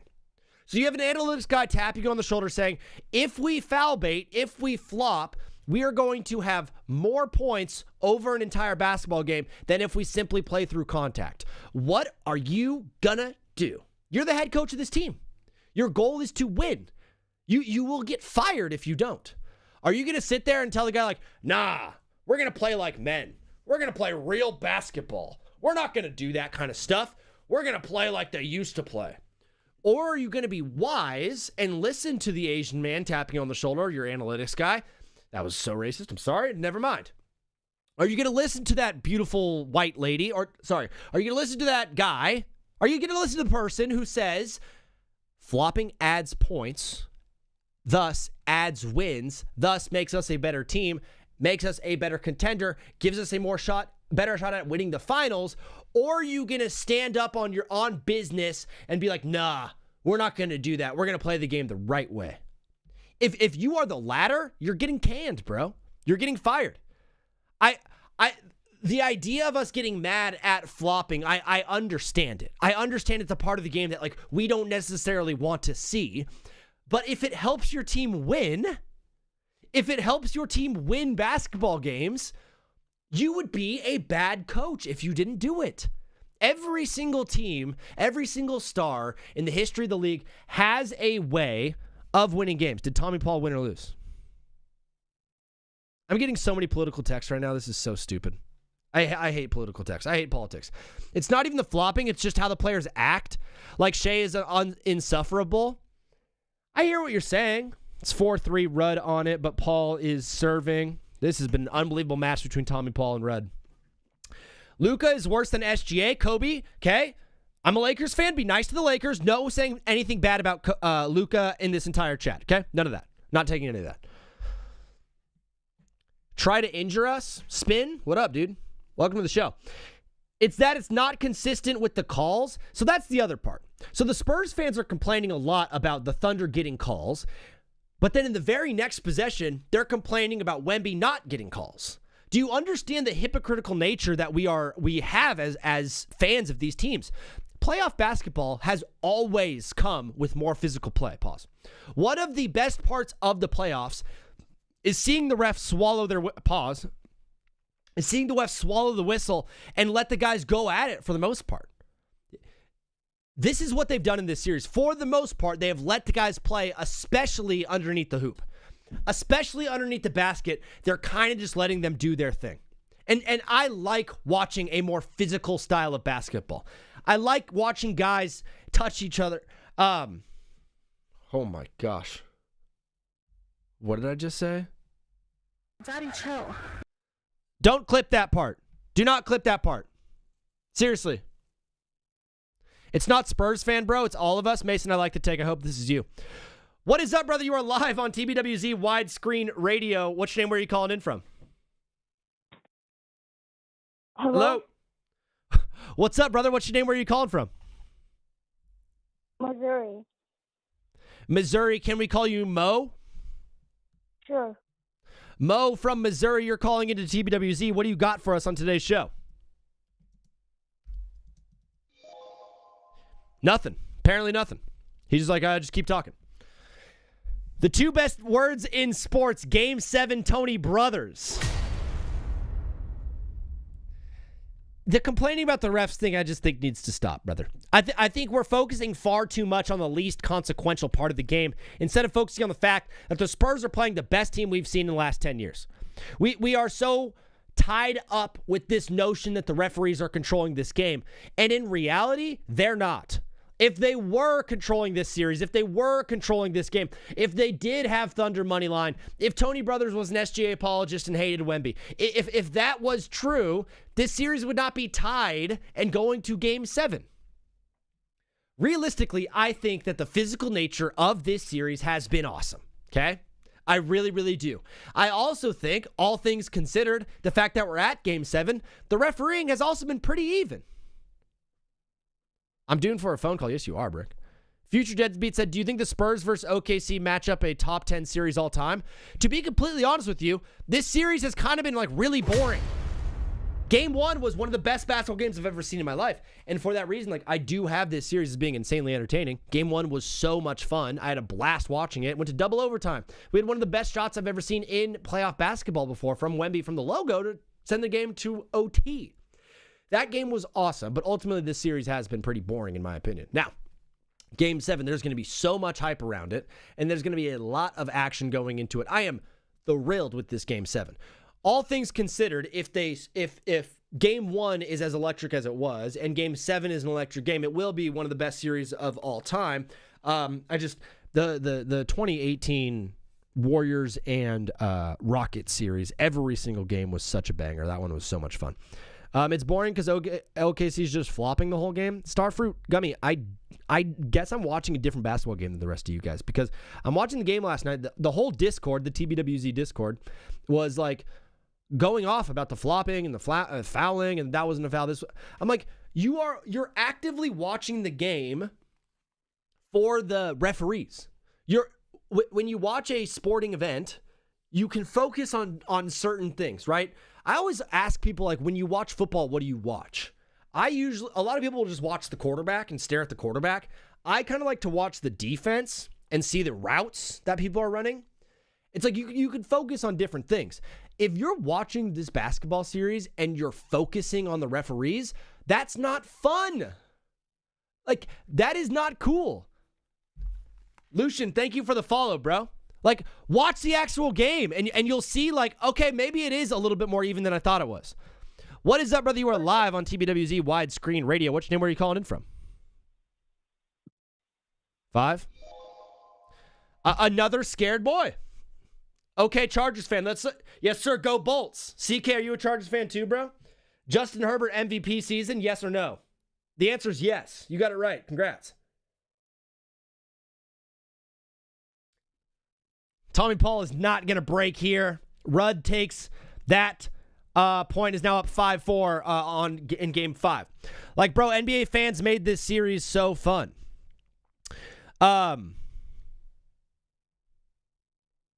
Hey, be nice to Justin Herbert. What is up, brother? You are live on TBWZ Widescreen Radio. What's your name? Where are you calling in from? What's up, buddy? It's Ben. Ben, what is up, brother? From Florida. Calling from Florida. Ben from Florida. My only rule is to keep it clean, so no cussing because I get in trouble. But Ben, all right. You're calling on today's show. What do you got for us, brother? Wait. So you have OKC winning in 7? I think they're going to win the game just because they have a home court advantage. Yeah, probably. All right. So tell me why.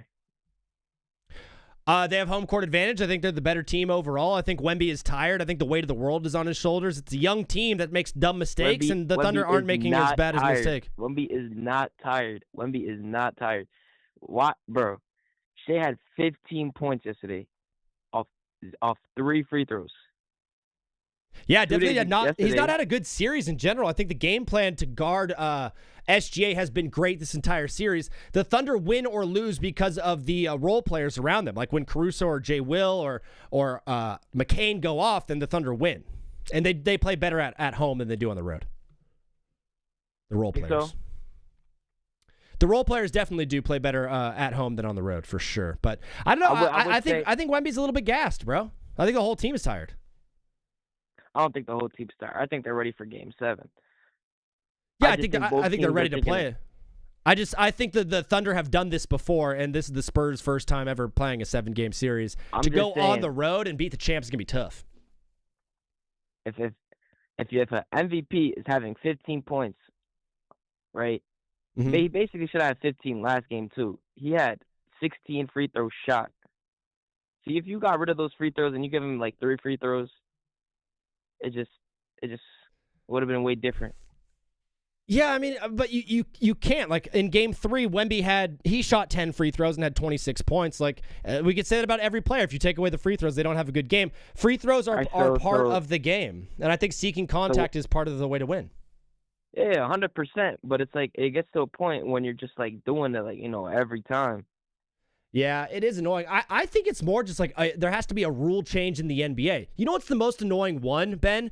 Is when the offensive player shoots a shot going into the defensive player. Like that should not be cool. That's not cool. That should be like an offensive charge, in my opinion. Yeah, bro. I just, me personally, I got Spurs. I think everybody should have, wants the Spurs to go to the finals. Yeah. No one wants to see OKC going back to back. Yeah. Just I'm with you. I want the Spurs. The question, Ben, is if you have the Spurs winning this, do you think they can take down the New York Knicks? No. Tell them. I'm originally from New York, so I can't. Are you a Knicks fan? Yeah, I am. Wow, and you don't think they have the juice to get past the Spurs or the Thunder? No. I think they could definitely beat the Spurs or the Thunder. And I say if they play the Thunder, I think it's Knicks in 6. Okay. And if they play the Spurs? I say that's going to Game 7 again. Knicks in 6 or Knicks in 7. Ben, unbelievable stuff. I love that you came in and brought the heat on this one. Before you go, today's question of the day, what is the worst soda? The nastiest, grossest soda?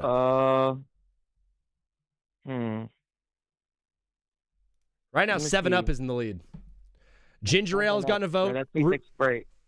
Sprite? Yeah, that tastes like Sprite. No, not Sprite. Oh, okay. Sprite. I would have to go with root beer. Root beer officially now has 2 votes on the TBWZ poll. Ben, unbelievable stuff, brother. God bless. Thanks for following the show. We'll talk soon, bro. God bless you, bro. Peace, dog. JV, thank you for the follow. Sorry, root beer, that's the first vote for root beer. I know someone in the chat was saying root beer is the worst one, but that is the first official vote for root beer. We got a bunch of calls coming up. Fellas, if you guys want to skip the line and get your call up next, if you follow on Twitch, type in your area code so I know which phone number is yours. You could beat the line if you follow on Twitch. It's Take Back with Zach everywhere. What is up, brother? You are live on TBWZ Widescreen Radio. What's your name? Where are you calling in from? Okay, sorry if I sound weird. I have a speech impediment. My name is Parker. I'm calling from Indiana, northwestern Indiana. Nice, bro. I'm so glad that you've I have a bit of a stutter myself. I got one when I was in football from a concussion, but you're overcoming that and you are not letting that deter you. You step with confidence. I absolutely appreciate that. You're from Indiana. What's your name one more time? It's Parker, Parker. Parker, unbelievable stuff, dog. You're calling in today's TBWZ. What do you got for us, Parker? So honestly, I was just gonna ask on your opinion of the new tanking rules. Because because I used to follow NBA a bunch, but not so much anymore.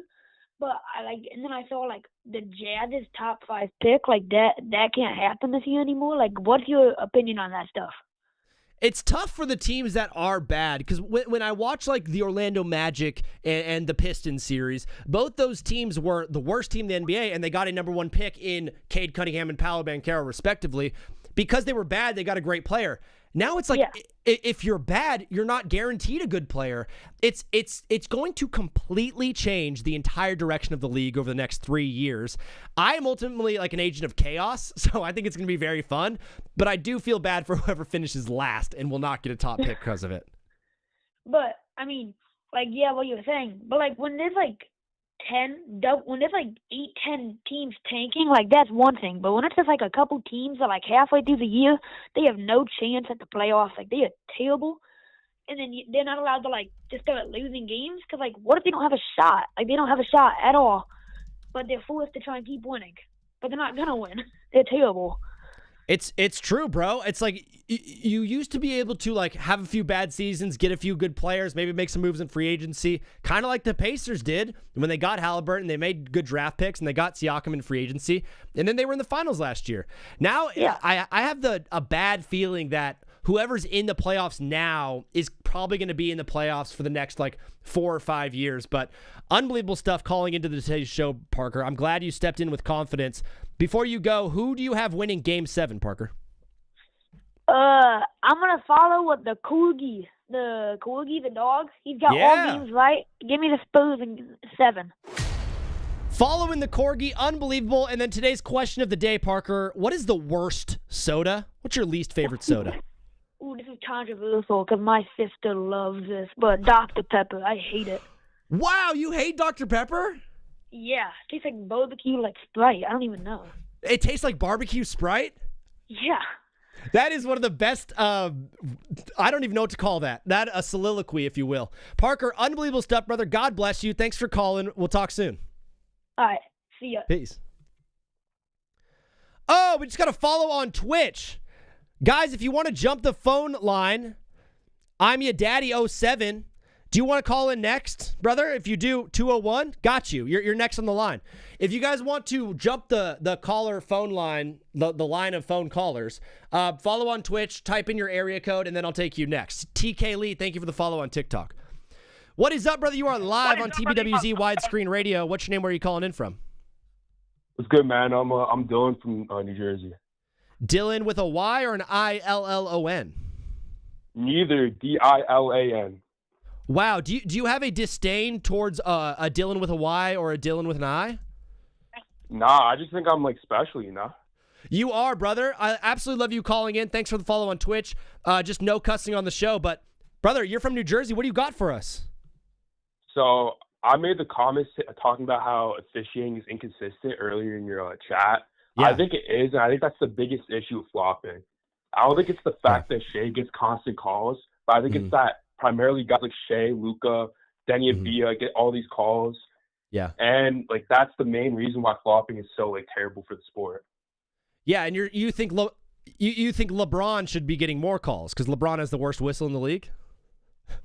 It's not that. I just think it should be consistent throughout the league. Yeah. There should be like a set stone process to make these like calls on like such late fouls or like foul-baiting players. The thing that sucks, Dylan, is correct me if I'm wrong, but they have an anti-flopping rule. Like the referees can call a foul for flopping, yet none of them use it. I think if you have that at your disposal as a referee, why are you not using that? And that would encourage people to stop doing it. I mean, that's a great point, but I just think officiating is super inconsistent where such late calls are constantly, made. And these players that constantly get calls I just think are favorable, to be honest. Do you think that I always see the inconsistencies down low with the way Hartenstein guards Wemby? It looks like he's fouling him almost on every play, and yet that doesn't get called. Is it as simple as saying like maybe the Spurs should be more aggressive defensively and try to match what the Thunder are doing? That's a tough question because genuinely I think the Thunder has the advantage on the whistle. So I feel like, I think we saw in the last game, you obviously talked about already where you disagree with it, but I thought the Spurs kind of got screwed over with fouls. In the last game that they won? Like game 6? Oh, sorry, game 5. Game 5? Yeah, this series has been super weird. Game 1 was unbelievable, and the rest have kind of been blowouts. And it's like you could kind of point to like the refs in each game kind of being inconsistent. I hear you. I think it's a frustrating part of the game. It just maybe feels like the players themselves have gotten so good at tricking the referees that there's nothing the refs could even do. I kind of feel bad for them. But yeah, I think they should be better. Brother, unbelievable stuff, Dylan, from New Jersey. I know you saw it since you were in the chat, but today's question of the day is, what is the worst soda? I'm going to go with a root beer. Like, when you go out, no one's ever asking, like, can I have a root beer, please? So let me paint this picture. You're on a date with a girl or a guy or a girl? Nah, girl. Okay. You're on a date with a girl, and the waiter comes by, and she's like, what would you like to drink? And the girl says, I'd like a root beer. Are you getting up right away? Nah, but I'm going to think she's weird for sure. I absolutely love it. Great take. Dylan from New Jersey, God bless you, bro. We'll talk soon. Thanks for following. Appreciate it, bro. Peace. Poolbot said asking for root beer is strange behavior. I can, like, if you close your eyes, someone ask ChatGPT right now to generate an image of a guy that looks of a typical root beer enjoyer. Like, I want to see what that person looks like. They definitely look more like me than I would think. Maybe a little bit more round, but we'll talk about that later. What is up, brother? You are live on TBWZ Widescreen Radio. What's your name? Where are you calling in from? What's up, man? This is Peyton from North Carolina. Oh, Peyton from North Carolina. Unbelievable, brother. How are you doing today? I'm doing pretty good, man. How are you? I'm doing all right. I'm becoming a ref apologist, I think, before the eyes of the world. I'm like, hey, the referees are humans too. And I think I'm on the wrong side of this. Well, yeah, and the refs do get a lot of hate. Yeah. And honestly, sometimes I do feel bad for them because at the end of the day, you're making calls in front of the entire country every day, basically. And to be 100% and to never have an error, that's just not human. It's not going to happen. You're going to have mistakes. There's going to be faults. And I think that's just part of the game. It is. And another part of the game is, as an NBA player, is selling calls. I had the take earlier, but let's say if your analytics guy comes up to you and you're the head coach and says, hey, if we foul bait, we're going to have 10 extra points per 100 possessions and win more games. You as the head coach are going to tell your guys to foul bait, no? Yeah. Oh, yeah. Well, here's the thing. And a lot of people say that they don't like foul baiting and they don't like free throws, but they do, because a lot of people, their greatest player of all time, averages 8.6 free throws a game. Yeah, it's true. Michael Jordan averaged 8.6 free throws a game his entire career. SGA averages about 7. Wait, can you say that one more time for the people that are clouded and they have their ears full of earwax? Michael Jeffrey Jordan, in his entire 15-year career, averaged 8.5 free throws a game. SGA averages 7. I mean, it's well said, bro. Like, when you drive to the hoop, which SGA does, 90% of the time he gets the ball, a lot of times you're going to get contact, and if you seek that contact, you're going to get fouled. It's a part of the game that I don't think we could remove unless we do what Adam Silver wants to do, that crazy man. He wants to initiate AI NBA referees. He just said it on Pat McAfee's show 2 days ago. How do you feel about AI referees? Well, I believe Adam Silver is an AI or some sort of reptile because he can't be a human. Just look at his face. Yes. That's some sort of reptilian overlord controlling he's sort of the marionette, the puppeteer. Wow. Marionette doll is great. I've said he looks like a light bulb. He looks like a wisp of smoke. He also looks like the guy that you meet at the end of a quest when you think that you've met the final boss and you've defeated him. Like you enter through the gates and he's standing there. Yeah.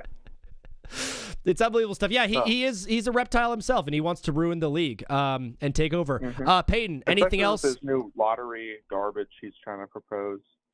Bro, if you're a team that stinks, I feel so bad for you. Like, you're just the Nets are just going to be in perpetual hell for the next 5 years. The Nets will never see the light of day again. It's just going to be Cam Thomas dropping 50 like twice a year, and that's what they have to look forward to now. Dude, it just goes to show, like, when you 3 years ago, they had 3 Hall of Famers on their team, and then they were a toenail away from going to the finals. And now they're the worst team to ever exist. Yeah, like half a shoe size away. It just goes to show, like, when your team is good, brother, you cannot take it for granted because you have no idea what's around the corner. Right. Yeah, I mean, the Charlotte Hornets they've been good before, so I know what that's like. Yeah, and they were a play-in team this year, and they won one play-in game, and all of North Carolina was like, let's go! We, won, 20 games in a month, and then they called us NBA champions on the subreddit, so... Hey, as long as the subreddit's having a good time, we're having a good time. Yeah. Peyton, before you go, question of the day today is, what is the worst soda? Nastiest, grossest soda? Okay. Well, I actually have a backstory for this, but it's ginger ale, and I'll tell you why. Okay. So ginger ale, in about 4 years ago, I broke my leg, and I had to go into surgery. So I come out of surgery, and the first thing they put in my mouth, they tell me I have to drink it, otherwise I can't go back to my room, is a giant, 20-ounce bottle of ginger ale, and I have to drink the entire thing. It was the most disgusting thing I've tasted in my entire life. Was there a medical reason behind it that they gave you, or were they just playing a joke on you? They need me to drink fluids, Okay. and for some reason they couldn't give me water. I don't know. Huh. But it ruined my day. I feel like, is there any chance that they were just messing with you? No, there's zero chance because Because of the Hippocratic what Oath. was happening? My mom was there, and she was like, "Yeah, you had to drink that because if you can't drink anything and you're not like responding, they can't put you back." Because I was under a bunch of anesthesia, and it's some sort of getting off anesthesia, needing to drink. You need to do something. But yeah, it's terrible, and I hated that. But I think I'm running out of time here. I'm kind of going over a bit, so I'll catch you later, man. Peyton, unbelievable, brother. God bless. We'll talk soon. Have a good one. Who you fooling is like ginger ale ruined his day. It's so true. Dude, someone's like, hey, do you want a ginger ale? He's like, dun, dun, dun, dun, dun, dun, dun, dun, dun. Oh, I've got a story for you. What is that from? What is that from? Is that VeggieTales? The bunny. Ooh, I love the bunny. Crush Orange is the worst. They moved the goalpost for him, but not for others. It's true. What is up, brother? You are live on TBWZ Widescreen Radio. Which name were you calling in from? Nathaniel from San Antonio, Texas. Nathaniel from Texas. Have you called in before? No, sir. Nathaniel, unbelievable stuff. My only rule is to keep it clean and bring the heat. So, brother, I will start with this. What do the Spurs need to do to win Game 7 against the Oklahoma City Thunder? Come out the way they did in the first first three games that they won. Well, the three games that they won. Come out competitive. Wemby needs to come out of that 3-point line. Come off that 3-point line. Excuse my. Yeah, you're good. Dude, it seems like they've started every game really well. They went on a 15-0 run in one game and lost that game, but they start games really well. That's what people don't seem to understand. Yeah, they can go on these runs, but it's all about keeping it up. Like last night, they go on this run and they don't let off. Yeah, it's true. When they continue the momentum and they don't take their foot off the gas pedal, the defense last night was suffocating. The Thunder missed like 14 shots in a row in the third quarter. Yeah, that's my biggest, I would say pet peeve with the Spurs. Yes, we have a great starting five, but our bench isn't as great as, yes, we have 2 guys, 3 guys that can come off the bench and score, but it's not a consistent double-digit night games all the time. And that's kind of what I was telling my wife, because I told her in the last, I don't know how many years since OKC's gone to Game 7s, they've won every single one.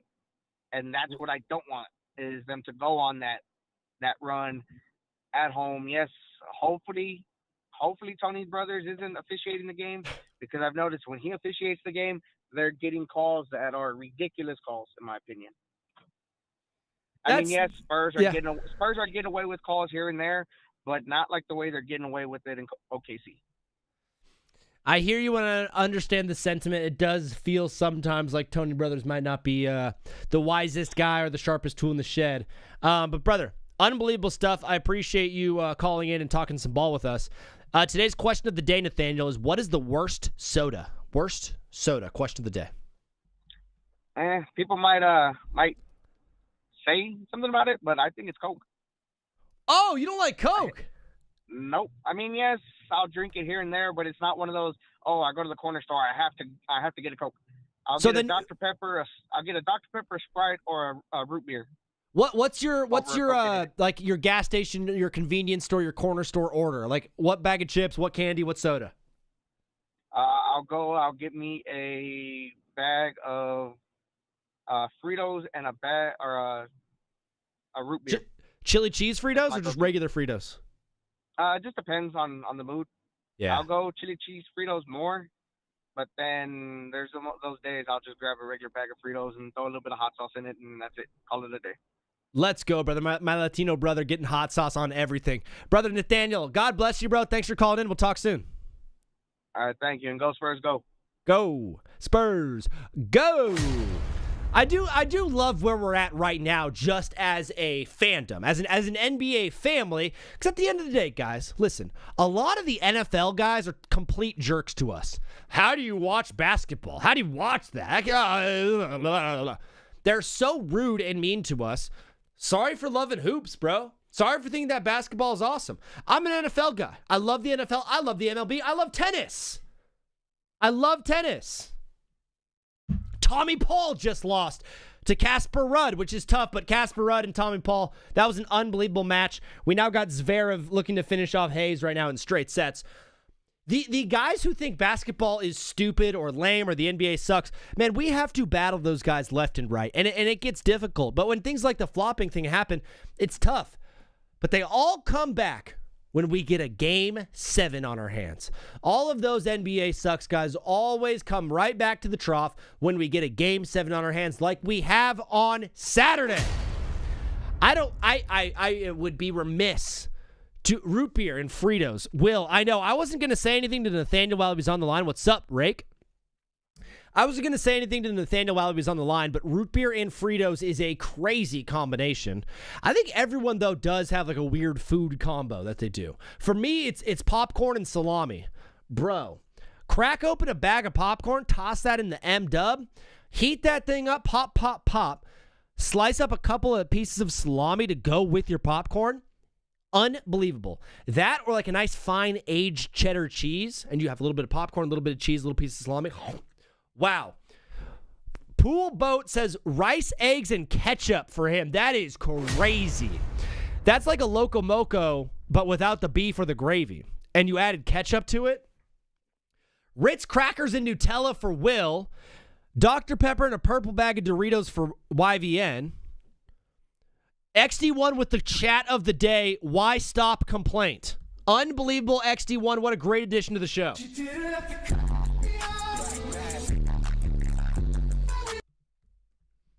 XD1, look, I have graphics now. I have a slideshow.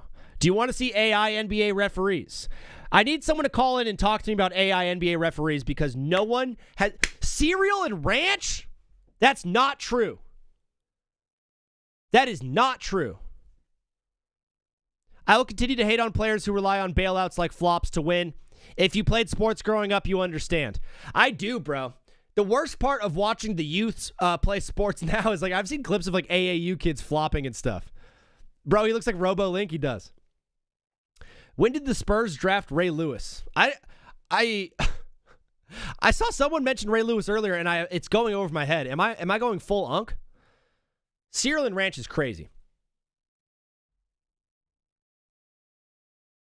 I'm trying to think so when I grew up I played basketball, baseball, and football growing up. If I was in my NJB days, if I was in my AAU days and I was playing basketball, I'm trying to think of like, would I foul bait? Let's paint the picture. You're 12 years old. You're not the sharpest tool in the shed. You're actually pretty much a fetus still. You don't have much wisdom to you. You never go full unk. Thank you, Nathaniel. Thank you. I didn't know sweet chin music on SGA isn't considered a flagrant. True. Chocolate on a hot dog? Now you're just making things up, one.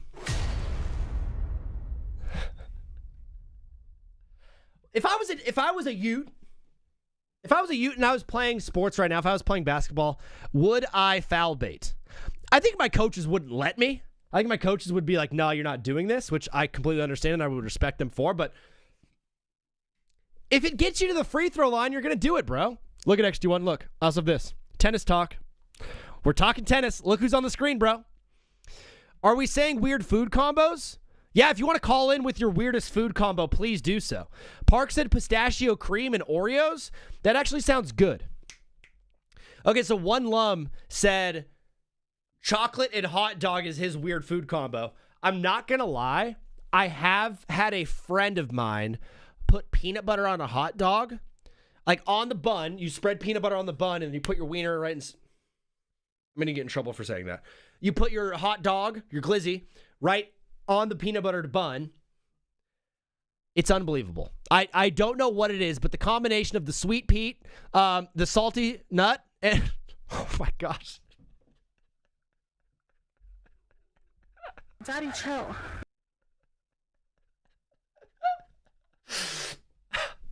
The Sweet Pete and the Salty Nut is such a funny name for a band.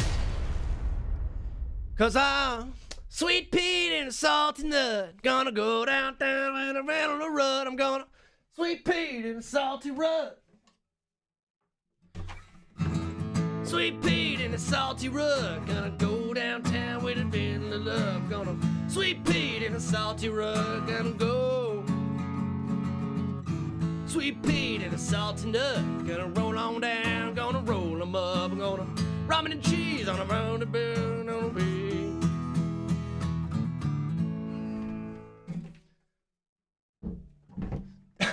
Sweet Pete. Nah, SGA is so corny and unethical. Get him out of here. The Spurs in 7. If you want a Thunder game in the nosebleed, he would still probably get a foul out of you. That, my friends, is officially from XD1 in the Twitch chat, the official chat of the day. Mozzarella sticks dipped in blue slushy. Oh my gosh. OMG, guys, one of the greatest callers in TBWZ history. Give it up for my friend, Buffalo Bill. What's up? What up, Billy? Are you on summer break yet? Not yet. But we're so excited for it. Billy, you're on the phone line today. What do you got for us? Are you watching the NBA playoffs? Yeah. How do you feel about Game 7, Spurs and Thunder? Who you got there? Spurs. I hate the Thunder. What? Please paint the picture. Why do you hate this team? Because they're all babies on the court. Yeah. SGA just trying to get fouls. Yeah. In Game 6, they went like 8 straight minutes without scoring a bucket, and there was no free throws. Huh. And that's it's not stretching Game 6. It's not cool to watch them play basketball, is what you're saying. If you were the coach of the Thunder, would you tell them to be like what would you tell this team if you were the coach of the Thunder? Actually play the game of basketball and stop being little babies. I absolutely love the take. Do you think that they would I think it would help out if they went to like an Oklahoma football practice and saw how real men play a real sport? Yeah. Parker, my friend Buffalo Bill, I can't believe I just revealed your name. I'm sorry about that. You have been making edits almost every single day you're posting on TikTok. What is the TikTok account so the people can follow you? You don't know the name of your account? I can't remember it, but I will post it in chat later. Okay, absolutely love that. I cannot wait to hear it because everyone needs to follow it. Your account is awesome. The edits are great. It's a lot of Josh Allen stuff, a lot of Bills talk. How are you feeling about this football season? Are you so excited, Billy?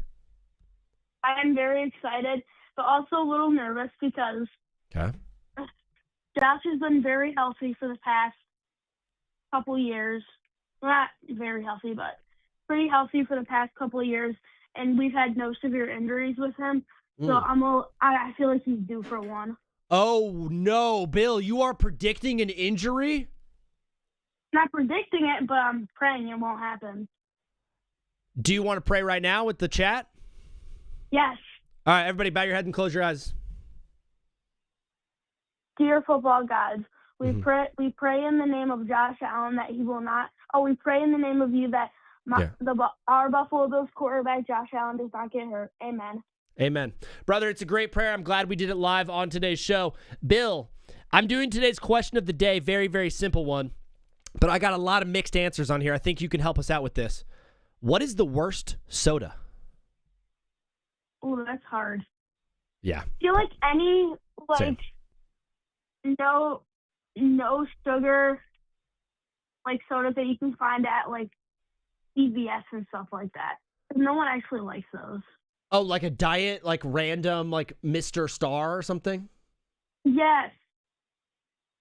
CVS soda is officially on the list from Bill. Brother, anything for the people on your way out?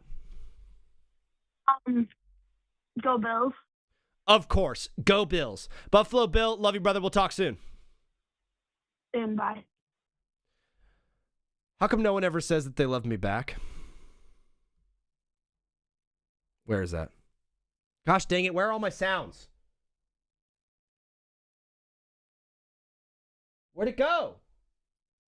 How come no one ever says that they love me back?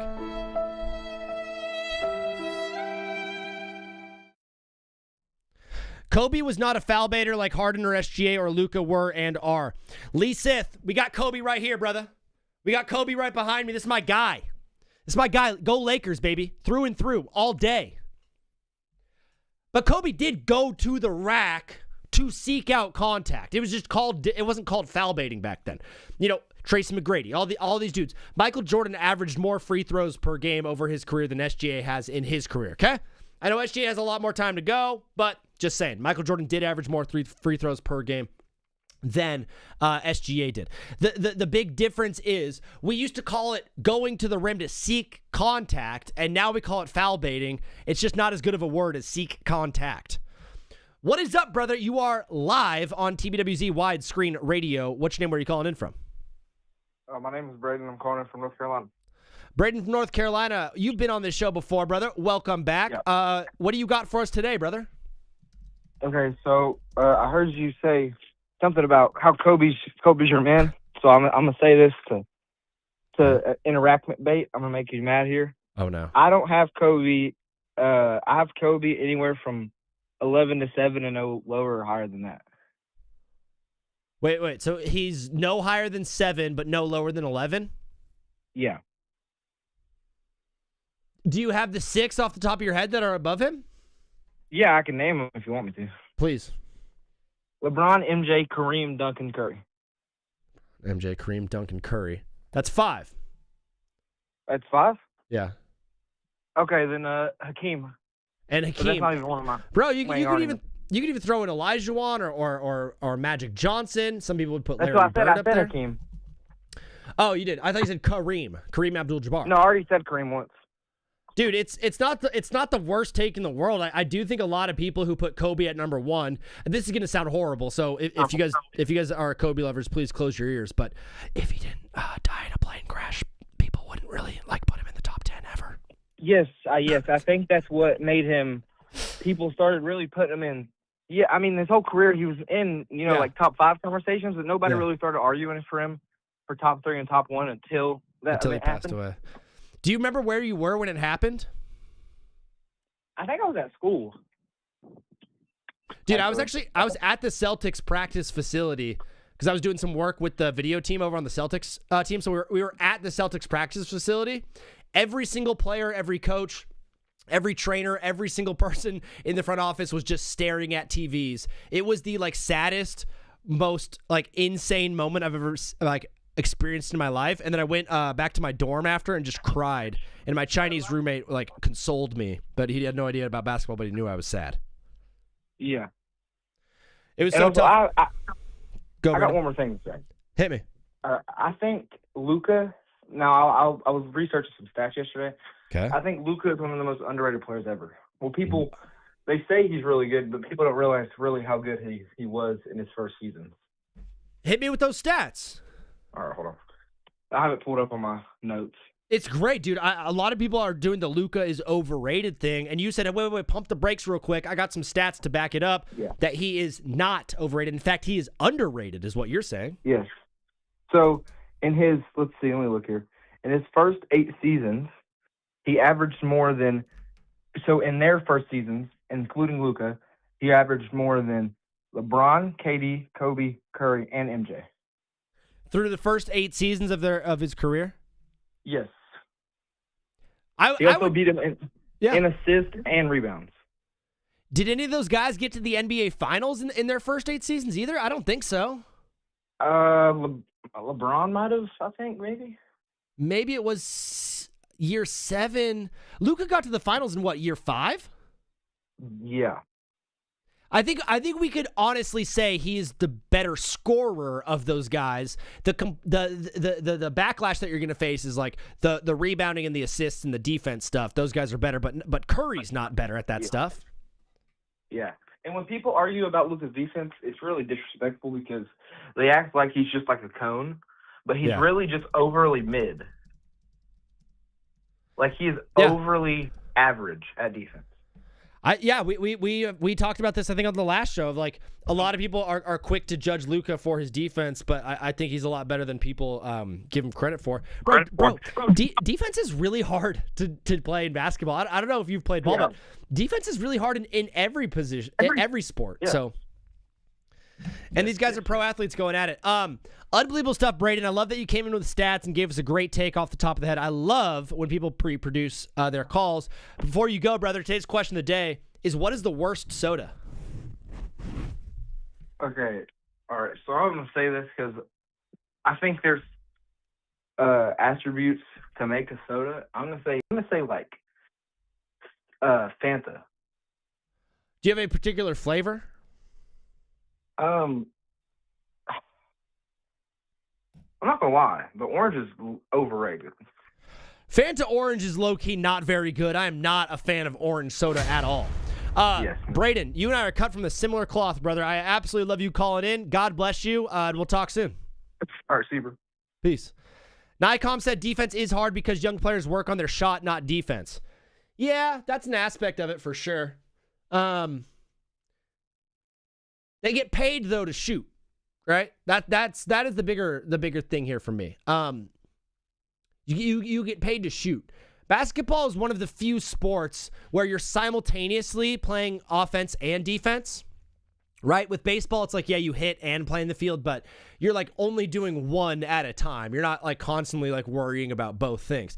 The idea of mentally, soccer too, but not really for like forwards and stuff like that, but the idea of switching mentally from like scoring, right, to like getting the ball and hooping and scoring and trying to cut, and then flipping to like, oh, get back on defense and play hard defense. It is so difficult to do. That's why we often see like more defensive-minded guys like a Lou Dort or like a Draymond Green type, and then we see more offensive guys like Keontae George, like SGA, like Luka, right? It is very, very, very difficult to give your full 100% effort and all of your energy on both sides of the floor. So oftentimes, you have to make a decision as a man, as a player. Pre-recorded stream. Blah, blah, blah. Hayden, qualifications to call in? There are none. Just if you're under the age of 13, please ask your parents before you do, because I've been having conversations with like 10-year-olds and it's just getting weird. I'm 30. Typically, guys are going to choose, do I play hard defense or do I play hard offense? That sounds weird. You see a guy like Lou Dort on offense is usually like driving and passing, driving and kicking, and then getting back and hustling on defense, and that's where he earns his money, is defensively, right? It's really, really, really hard to be two ways, to go two ways and play well on both ends.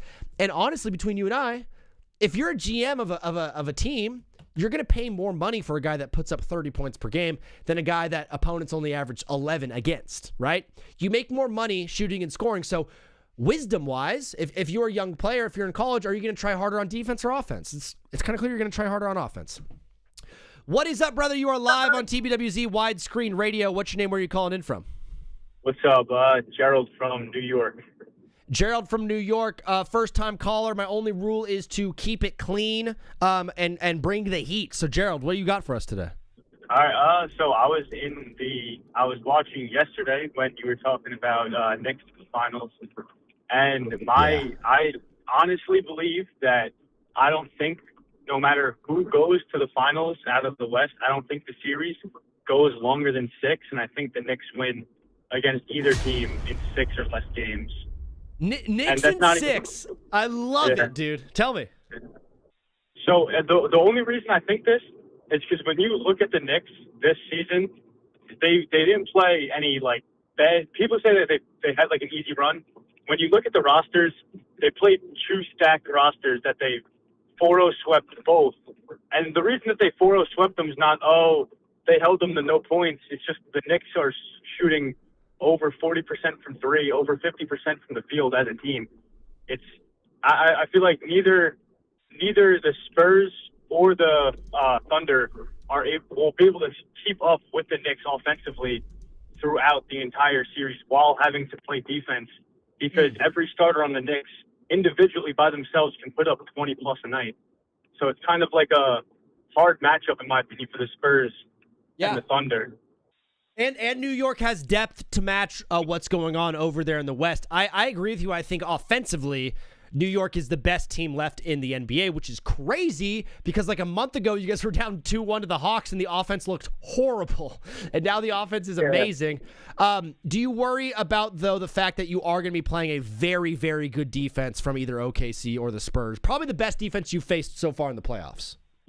The only thing that really worries me about playing either of them is I'm afraid of Cat getting taken out of the game offensively by either Chet or by Wemby. Yeah. Because, like, Cat has great games against good bigs, but he also tends to just be shut down. And once he gets shut down, it takes him more than a game to get back into his groove and start scoring, which that does make me nervous. But yeah. Gerald, I've been putting out clips of delusional Knicks fans calling into the show and saying wild stuff. Do you have a wild delusional take, like Mitchell Robinson's going to be the MVP of the series for me?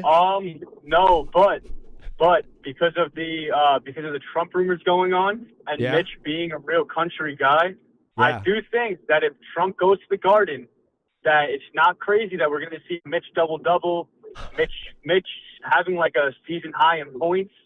I think a Mitch game is bound to happen. And I think he's going to be playing a lot if we're playing Wemby. I think he's going to be Wemby's matchup for most of the series. So I love how you've got Mitchell Robinson getting the Trump boost. Hell yeah. It's like an attribute upgrade for him. I absolutely love it, bro. Gerald, really, really good stuff. Appreciate you calling in. Today's question of the day, though, before you go, what is the worst soda? So I just had this, like, not too long ago, and it just came out. It's Mountain Dew, like dirty something, like Mountain Dew dirty soda. Gross. Mountain Dew dirty soda? Yeah, it's gross. It tastes like a creamsicle, but like gone bad. Not very good. You're getting some love in the chat. Some people are like, "Yeah, he's right." That's crazy. I just real quick, you're an unbelievable caller, Gerald. Are you going to be boots on the ground in front of MSG for Game 3 and 4? Maybe not Game 3. Hopefully Game 4. I absolutely love it, brother. Dude, good luck. Can I get one bing bong before you go? Bing bong. Peace, bro. God bless. Another New Yorker on the line. My friend Tone from New York, brother. The floor is yours. How you feeling? Zachary. I don't think I need to say much. We're in the finals. Yo, I remember the first time I came on your radio show. Yeah. And I told you the Knicks were going to win the finals. What did I say? What did I say? You said it. They're backing you up. I need to buy a lottery ticket. Your squad is backing you up, brother. They look unbelievable. And now that this game is going to 7, or the series with the Western Conference Finals is going to 7, you guys are going to have a ton of rest and a lot of health going into it. No, I know you were just talking about Mr. Robinson, and I did see that he broke his finger, but I'm not going to lie. If it's not like a serious injury, I think he could play for like Game 2. They're not going to play him for Game 1 because they're going to be concerned about that injury. But I think they're going to play Mr. Robinson for Game 2 and 3. Well, Tony, let me ask you this. Is Mitchell Robinson's the longest tenured Knick, right? Yes. Yeah. So he's a New York Knick through and through. Yeah. If you were on the Knicks, and if you were Mr. New York, and if you were a Knick through and through, and you had surgery on your broken pinky, are you letting them sit you in Game 1? I mean, honestly, the thing about this playoffs particularly, it just depends who come out the West. Because this is the first time where any team who comes out the West is going to change the predicament. If Shea wins, no. I don't think we need Mitchell Robinson. Because at the end of the day, even if they do play double big, I think the backup bench center could handle Chet or at least Isaiah Hartenstein. If it's Victor, yes, we need Mitchell Robinson. There's no answer, but we need Mitchell Robinson. It's not no like, oh, you could take a rest day. No. You already had a rest week. Mm-hmm. You got to play. Tone, have you been watching the Western Conference Finals? A lot of people are really, really, really upset about the flopping. I personally think people are caring too much about the flopping. Where are you at with the refereeing going on in the NBA? I mean, the refereeing. I've been watching the Western Conference Finals because I need to see who my opponent going to be. Obviously, you're scouting. But honestly, Shea, I'm not gonna lie, the refs is actually bad. But we've been knew this. We saw the Laker game. We saw the Suns game. We know how the officiating going to be against OKC. But I feel like the refs are getting a little too, like, what's the word? Exposed. There we go. Yeah, they're getting a little too exposed. One of my man said it today. He said, "Oh, the refs are getting exposed. That's why, if you want to be, in particular, that's why there wasn't a lot of calls last game. Like in Game 6, there wasn't barely calls. I'm not gonna lie, Stephon Castle was dead hacking Shea. But last game, Shea had 17 free throws, which is crazy. So I feel like it's more like, the refs are trying to not make it so obvious. They give you so much call to OKC." Ant23X says, SGA does not have back-to-back MVPs and no ring and no finals MVP if he doesn't flop. I mean, that's not true. At the end of the day, guys, I'm not going to lie. I'm a Shea hater, too. Like, I don't like his unethical hoops. But at the end of the day, you got to discard the fact that he is still a great scorer outside of flopping or not. His mid-range is still the best in the league. I think it is the best in the league. That step back he always have in his bag, perfect.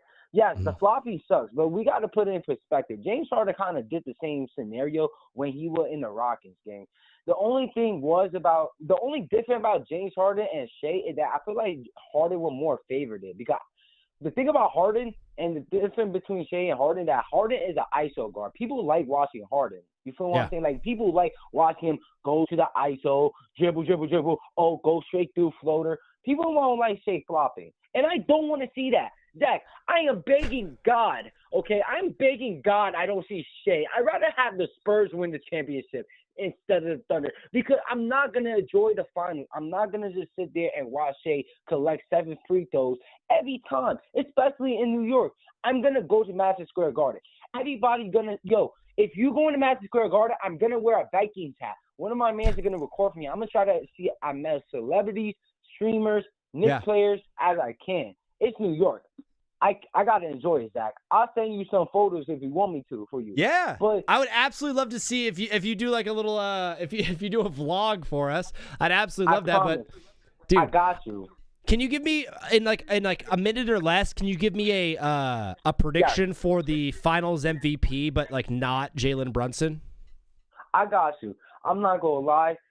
I'm hoping the Spurs are gonna win. So I feel like the final MVP outside Jalen Brunson, either two people, Karl-Anthony Towns and OG Anunoby.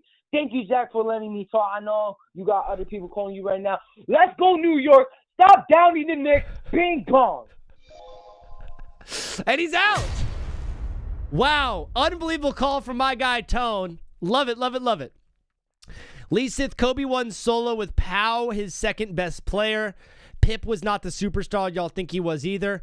Lisa, that team was so stacked, though. That team was really, really stacked, that Lakers team. They still had, like, Ron Artest when he was still in his prime. Derek Fisher was still a really, really good point guard. Andrew Bynum was incredible on that team. Sasha Vujacic was great off the bench.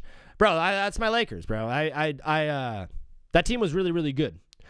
The way to win the NBA Finals is not about just surrounding your team with top-end talent. It's surrounding your team with like 7 or 8 dudes that can all hoop. So,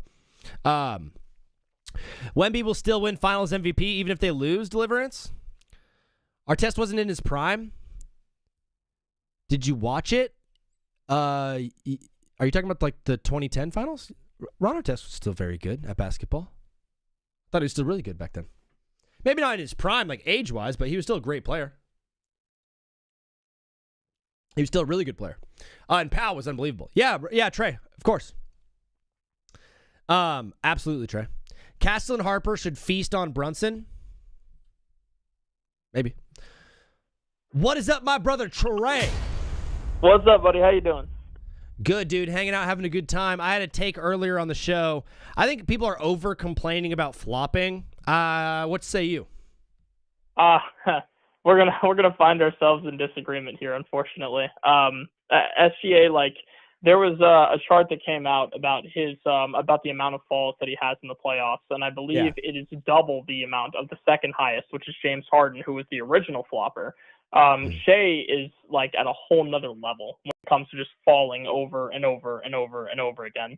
So I feel like for me, I don't know. It's just not overly fun for me to watch. But all right, so let me paint the picture for you. You're the head coach of the NBA team, and you have an analytics guy that says, hey, if we foul bait and if we fall on these shots, we average 6.4 extra points per game per 100 possessions.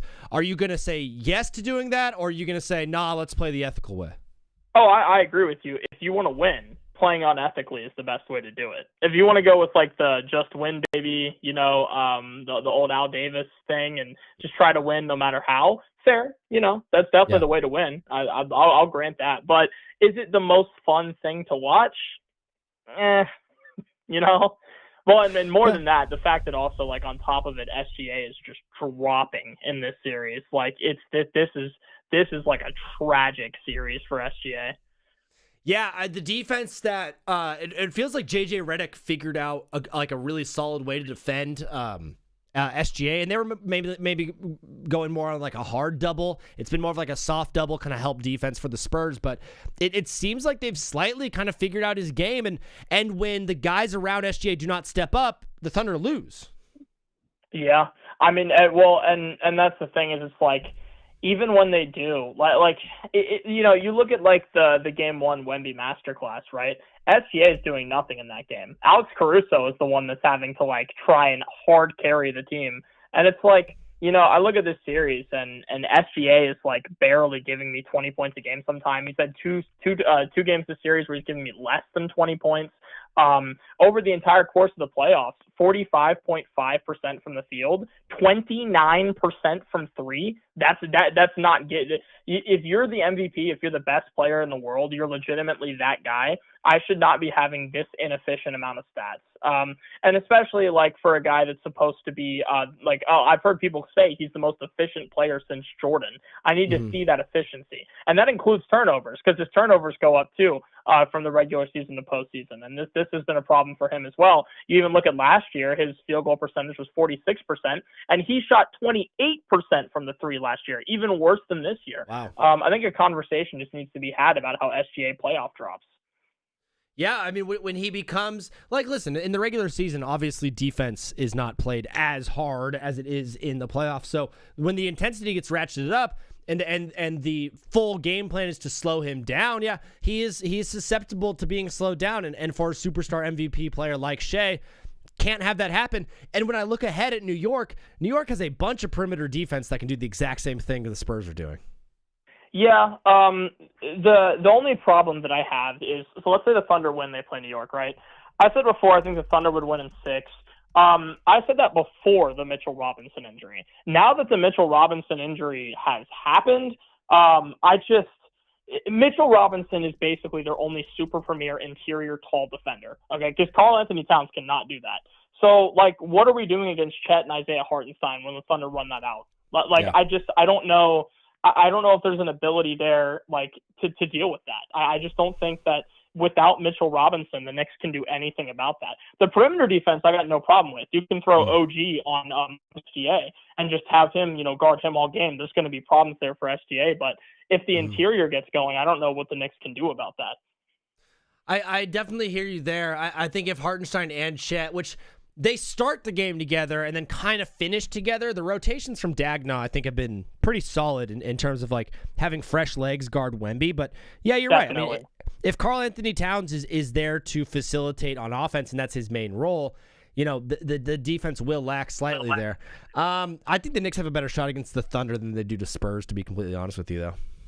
I agree. Well, because ultimately the thing is, like, I get the experience argument people will use for the Thunder. But the thing is, like, I was talking about how Mitchell Robinson, since he's not there, like a guy like Cat's going to have trouble guarding Chet. If Cat has trouble guarding Chet, what is Cat going to do against the alien? I just don't see a world in which Wemby doesn't average like 30 and 15. Like, I feel like he would just disintegrate that defense. The good part for the New York Knicks is like these teams are playing all the way to Game 7 and they're beating the absolute crap out of each other. So you will have like the rest advantage and you will be healthier because, both those teams are banged up. I think a lot of people are forgetting, like, J-Dub is a prolific scorer, and he has not really been there for this team this entire series. A.J. Mitchell was their number 2 option, and he's not there, and yet they're still finding ways to win games. Like, the Thunder are the only team in existence that can be down, like, their second and third best scorer and still find a way to win a series. Oh, yeah. I mean, people are getting it twisted. The Thunder are still the best designed roster in the league. Like, no question. This Thunder team is so deep. They're amazing.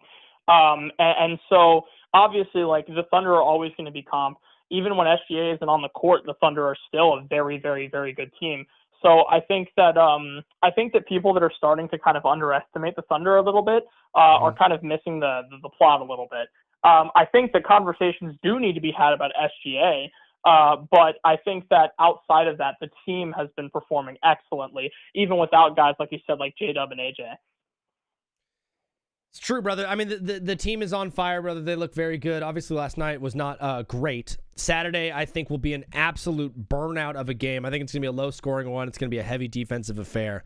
In that building, I got to give the advantage to the Thunder being at home and their role players being able to shoot a little bit better at home than on the road. Who do you have winning Game 7 of the Western Conference Finals, Trey? Well, I've been saying for like 4 or 5 months now, Spurs in 7, and I'm sticking by that. I'm going to say Spurs in 7. I've been saying it before this series was ever a thing that had, occurred before the playoffs had started. I have said I thought that the Spurs and Thunder were going to go to 7, and that's what we're seeing. I can't wait. I hope it's legendary. I hope we get a crazy playoff moment, some like clutch performances. I hope we see something nuts. I hope so too. I hope it's as good, or at least like if it's 90% as good as Game 1, we're gonna be in for a classic. Trey, today's question of the day is: what is the worst soda? Oh, okay. I usually do what's the best thing, but I wanted today to be like, what's the worst one? Now, I also happen to be a bit of a soda connoisseur of sorts. I've had quite a few sodas in my life. Okay. The worst soda that I have ever had, if you go to Disney World and you go to Epcot, there is a specific place within Epcot called Sodas Around the World, and you can drink sodas from all across the world. The worst one that I have ever tasted, I think it's called Beverly, and it's an Italian soda, and it is the worst thing I have ever tasted. Like, legitimately, it's like a worse version of cough medicine. It is terrible. Dude, this is some like reverse marketing here, because now I really want to go to Epcot and try how bad this soda is. Dude, it is like I literally almost threw up. It is so bad. Like, it is awful. Trey, I can always count on you for a great take. And if you guys want to follow him on TikTok, the name is Retrospect Music. He'll be in the chat.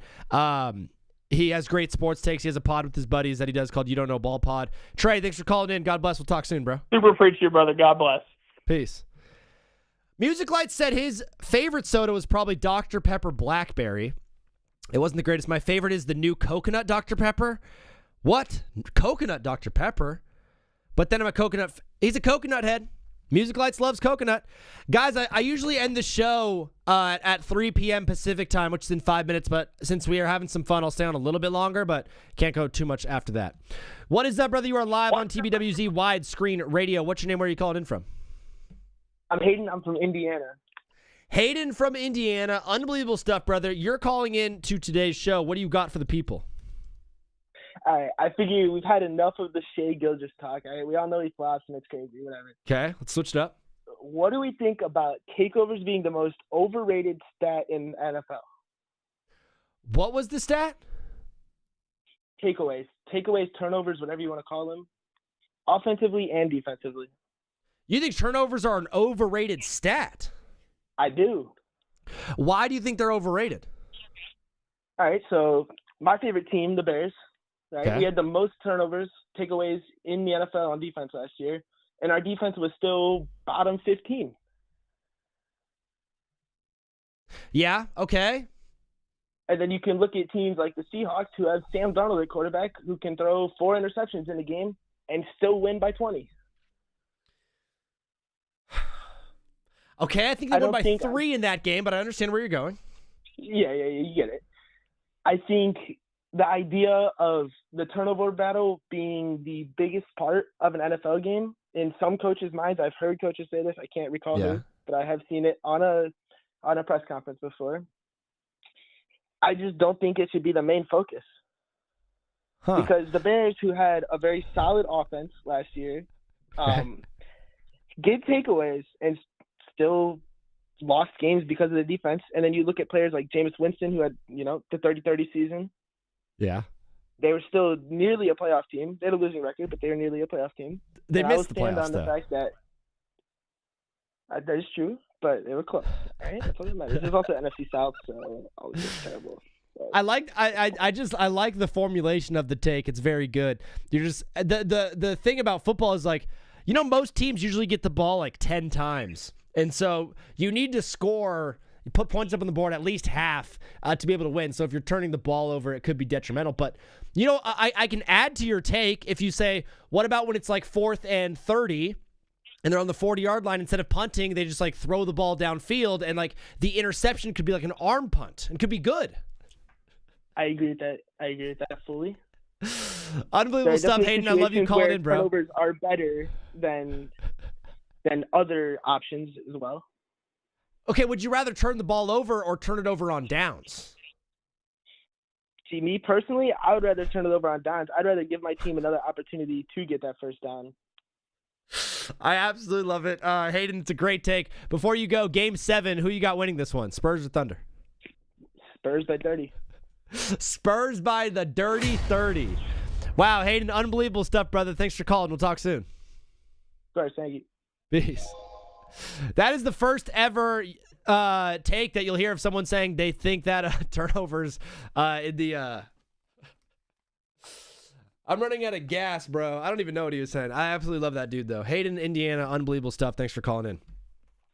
What is up, brother? You are live on TBWZ Widescreen Radio. What's your name? Where are you calling in from? It's Will from New York.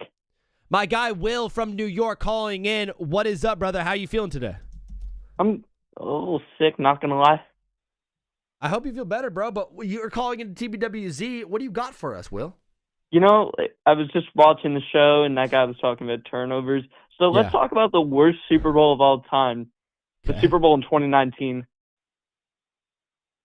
Was that Chiefs? Tom Brady, I think it was versus Matthew Stafford. The Rams versus Patriots, 13. Oh yeah, the 13-3 game. Yeah. Okay.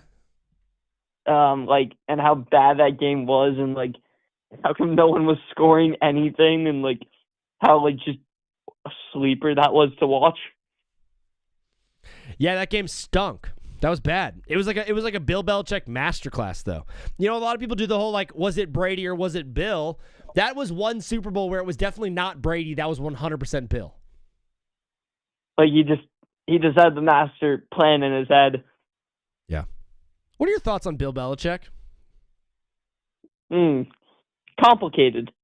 Yeah, it's a good way to put it. He's dating that strange woman. Just think about it for a moment. You winning the Super Bowl, and then her as a baby, just as a baby when he won the Super Bowl. That just seems really odd. And then 20-ish years later, you two are now dating with each other. It just doesn't make sense. I think I kind of hate. Yeah, because of where you're at in your life. But if you were a 70-year-old man and a attractive 25-year-old said, "Hey, let's go out," I think you're going to say yes 10 times out of 10. You wouldn't be wrong, though, but just gives you-know-who, if you know what I mean, situation. Oh, okay. I do know who you mean. I absolutely love it.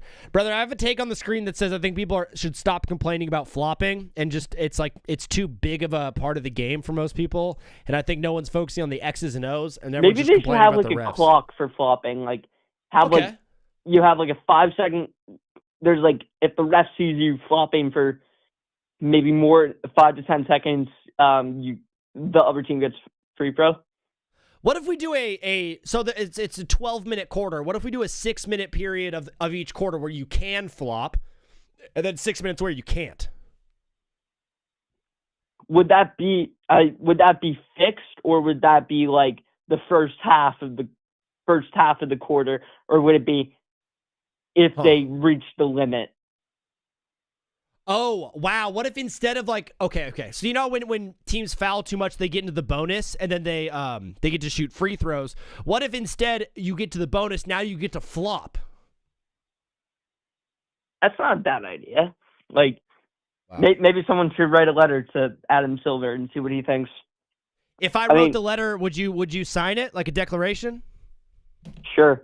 And I want to tell you fun facts about my town. Okay. I'm not going to dox myself, but we have Roger Goodell living in our town. No way. Are you serious? I'm not kidding. He lives in the town. Do you see him walking his dog? I've never seen him. That's the funniest part. I've lived in my town for about 13 to 14 years. I've never seen him once.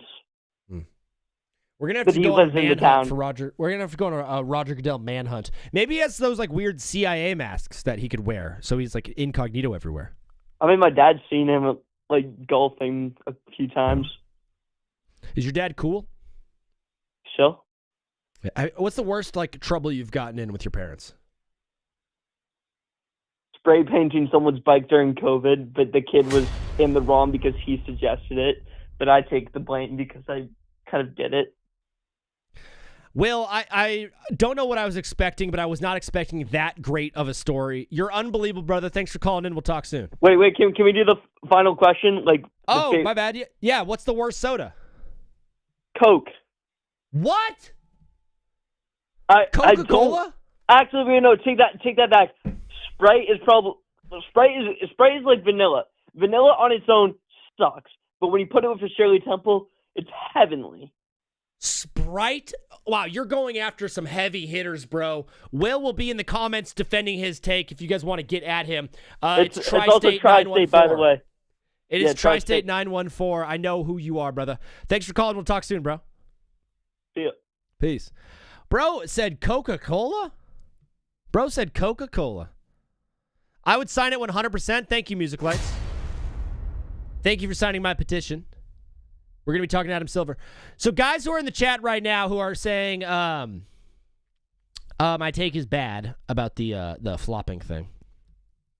I'll give this to you, and then I'm going to maybe take a couple more calls at the end of this thing. Okay. I just think as a country, as a global society united by the love of sports, and by the love of hoops specifically, we seriously need to stop with all the ref talk. It's for me becoming a truly low IQ take to just be like, the refs have Thunder money line, or Tony Brothers loves SGA. Like, do you think that their job is easy? I don't want to sit here and be like the ref apologist guy, but like deep down in your heart of hearts, do you think you could walk onto a NBA court right now and do a better job of officiating the game than the professionals currently doing it? I bet most of you are too out of shape to even run as much as those referees are running. The idea that you're watching this game and spewing the same rhetoric every single time they play, like at this point, why are you still upset about what's happening?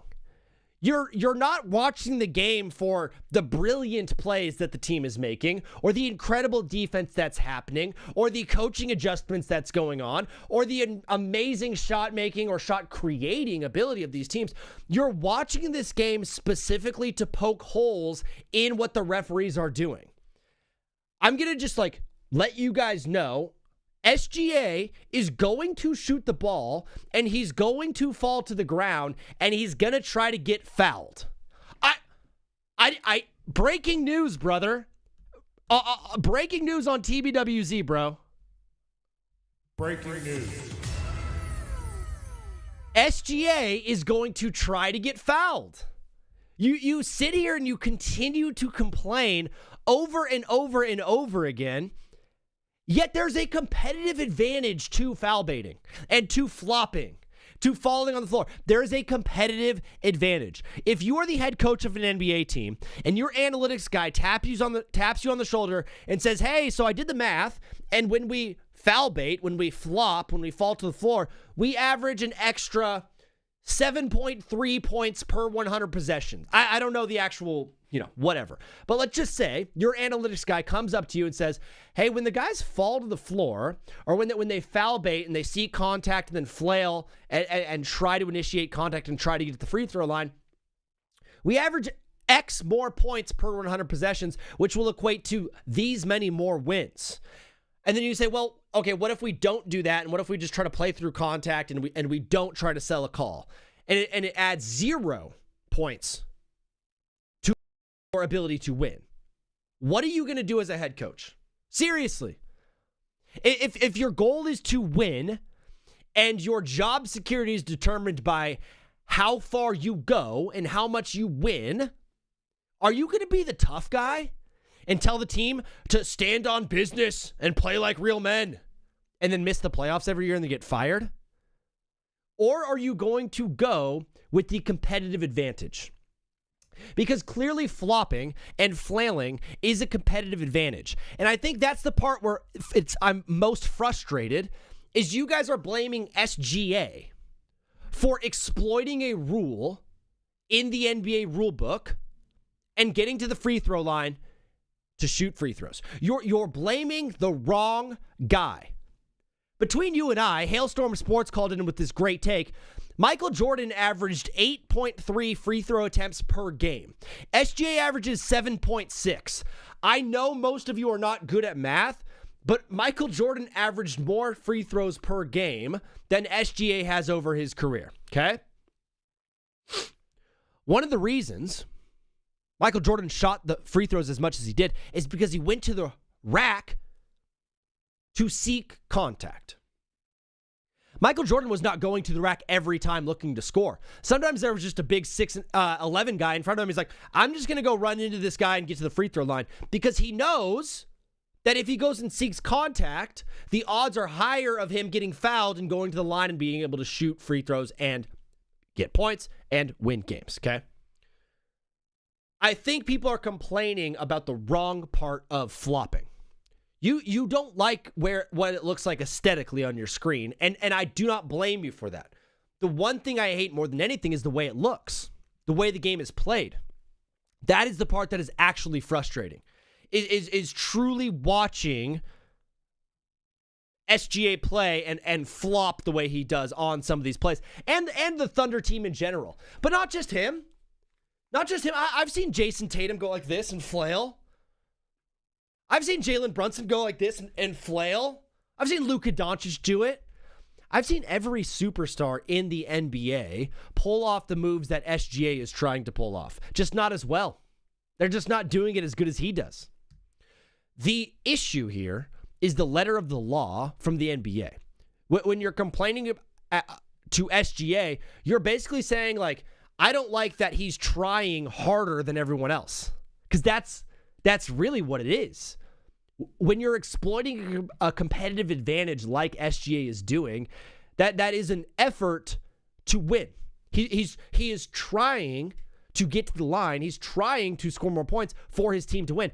It's not like he's doing it to literally be a martyr. It's not like he's going in like, I'm just going to flop around today. I'm just going to flop around today and like flail my arms. Like, he's not making TikTok dances like Jared McCain.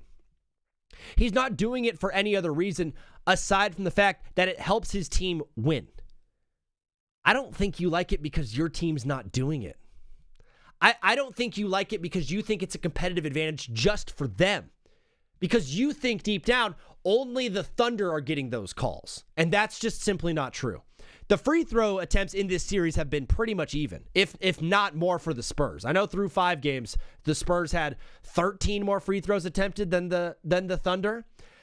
The part that people are complaining about, mostly, from what my main complaint, is not the flopping, right? It's more the idea of watching the Thunder play defense. They play really, really tough defense, and they foul a lot defensively, and those fouls don't get called. So on one end, you don't want SGA's fouls to get called, but then you want the fouls to get called on the other. Do you understand the hypocritical nature of this whole thing? On one end, you're like, don't call fouls. And then on the other end, you're like, call fouls. What do you actually want these NBA referees to do? I'm serious. Like what do you want them to do?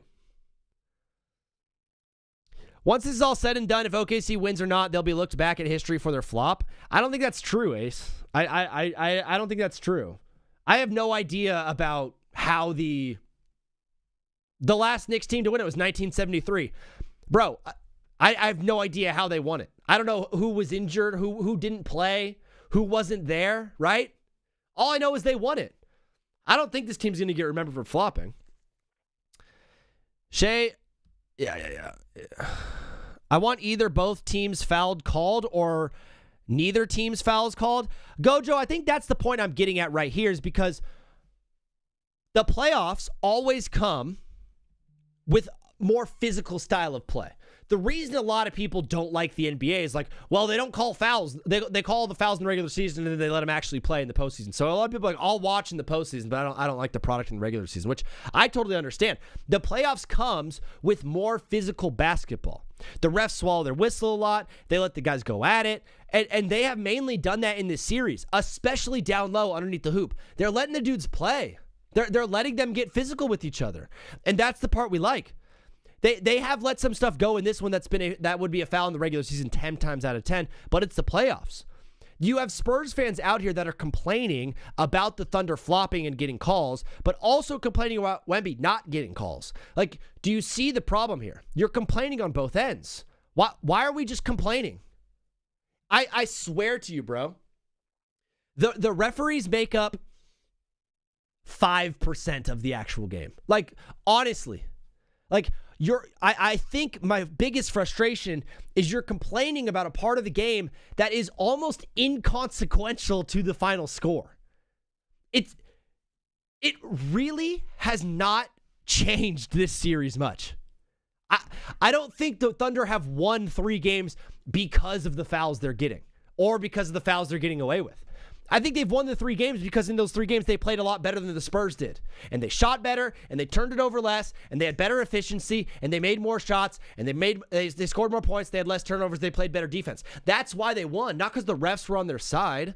I fear and I feel bad for the people who are watching this sport from the prism of focusing on the referees rather than focusing on the actual game at hand.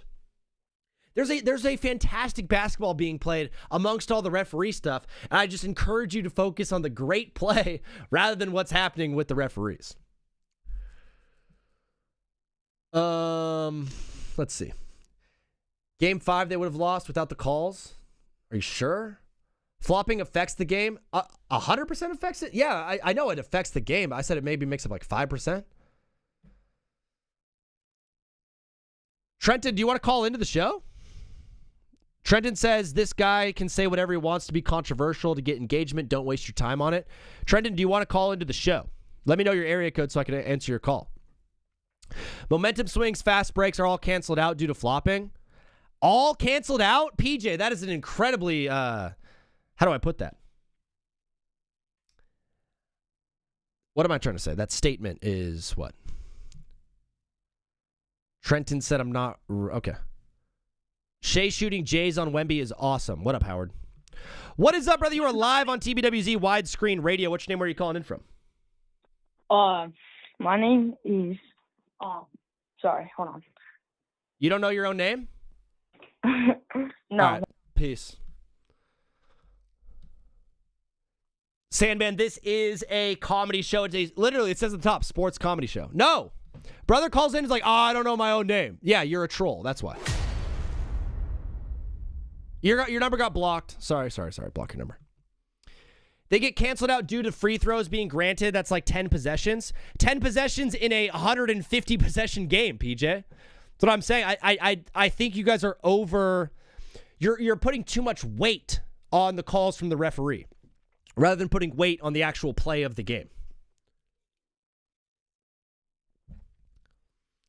Yes, I see that. That's why I'm not taking anything you say seriously. I don't think you should take any sports stuff seriously. I think ultimately it's just sports. Sports are just fun. They can't play the game. Chris, I don't know what you're saying. That's a 10 to 20 point swing with those possessions, though. Yeah, in a game where people are scoring 120. I understand, like, it does affect the game, but maybe 5 to 10%?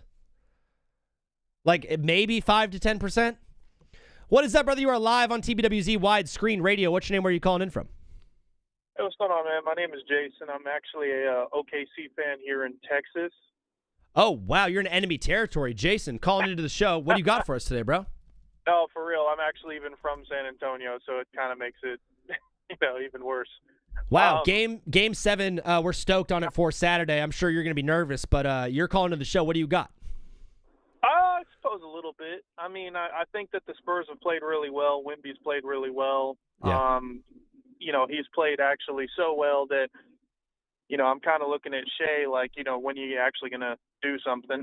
But Shea has not had a good series, bro. He's not had a good series at all. He's not been like the MVP, the most efficient scorer we've ever seen type guy. He just hasn't been there. I would argue he hasn't had a good playoffs.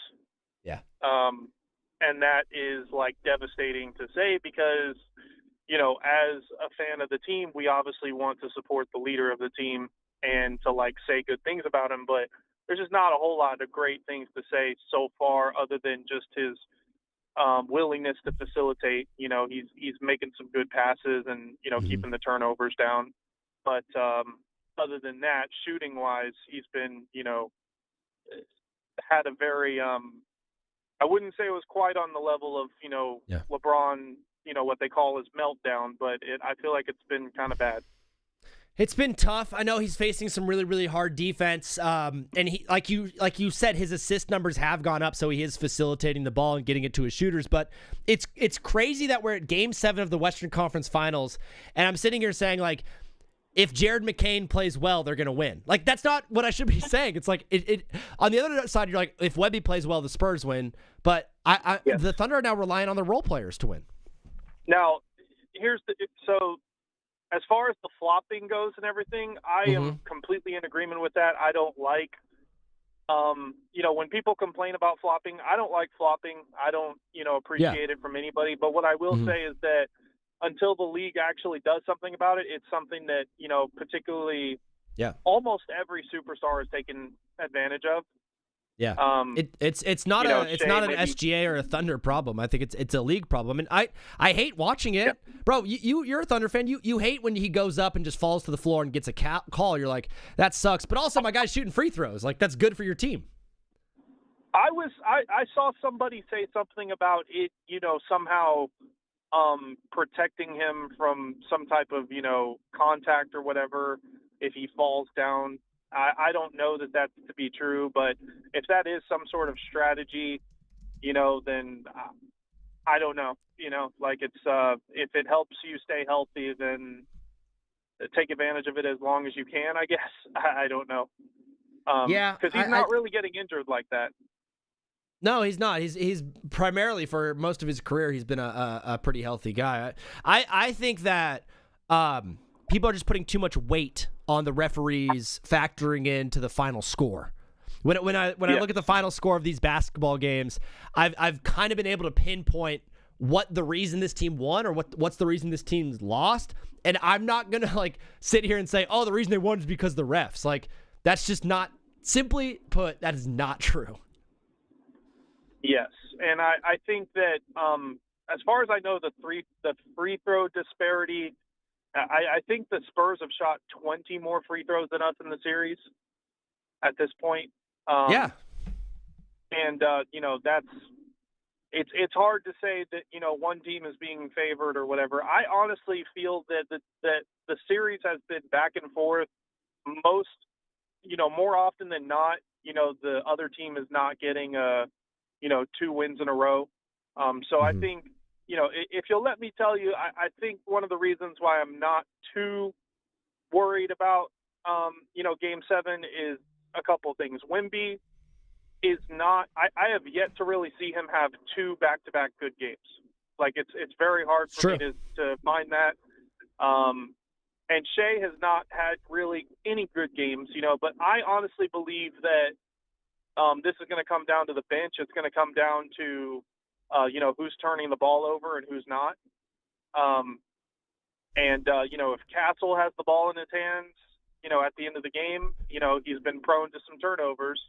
I think that if, I think we're a little bit better at taking care of the ball. But, I mean, we need the bench to come alive and, really do something there. But I also think that we're battle-tested. We've been through Game 7s. to my knowledge, the Spurs really have not, been battle tested to that extent. And I think that, when you have a game 7, it's 0-0. I think that it's just winner take all in that, case, and the Thunder have more experience in being able to handle the pressures of that type of game than, Wemby and the Spurs. It's going to be a great game. We're so stoked for it. Jason, we're going to run here, but God bless you, brother. Thanks for calling in. We'll talk soon. Thanks, man. You have a good one. Peace. My guy Jason calling into the show with some hot takes from OKC side. I know Mark drawing up the wildest plays. Dagnall is going to be drawing up some wild plays. He had some interesting rotations in that last game. Kenrick Williams is getting some run in this game. And I don't know if that's like I don't know if Kenrick Williams getting into this game is like because J-Dub or AJ Mitchell out, but he plays a very different position than them. I'm pretty sure he's doing that just to have a very well-rested guy on Wemby. Because if you notice, they kind of platoon defensively on Wemby, whether it's Hardenstein or Chet or Caruso and now Kenrick Williams. I think it's a good. Mark Dagnall's had a great series, in my opinion. What is up, brother? You are live on TBWZ Widescreen Radio. What's your name? Where are you calling in from? I'm Julian Sanchez. Julian, where are you calling in from, brother? I'm from New Mexico. My family's all from San Antonio. I'm a Spurs fan, but I'm a little on the side of, the refs do, control some of the game, but sure. The Spurs also have shot themselves out of a lot of games. So I'm in the middle. Yeah, I mean, I can't look at a single box score of this series and be like, oh, that's because of the referees. Like, you point to every box score and it's like, oh, we lost game 3. Oh, Wemby only had 6 points. Like, that's why. Like, so there are bigger factors than the refs. You look in game 5, right? There was those 4 plays in a row where the ball went off Chet's foot. Coach tried to call challenge.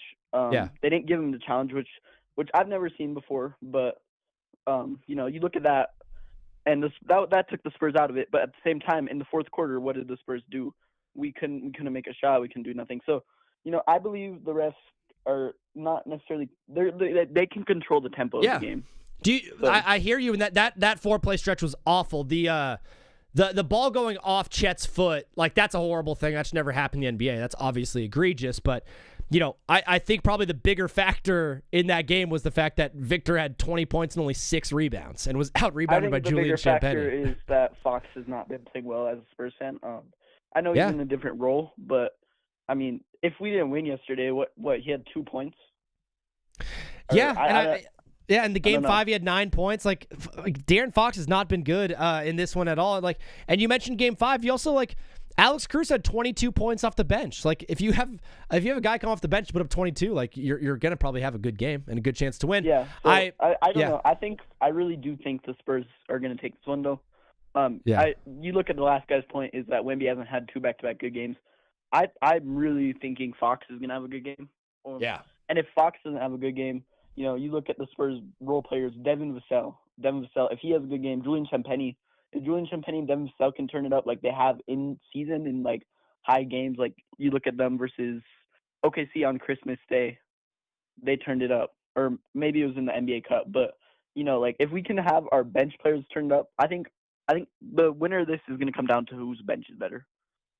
I think it's a great take. In game 7s is usually when you lean on the starters a little bit, but both these teams do have a lot of depth. So I'm excited for this one. I think it's going to be a fun game. I just hope it's a close, exciting game. Now, brother, on the other side, you'd be facing the New York Knicks. Do the Knicks have any chance to win the NBA Finals against either of these two teams?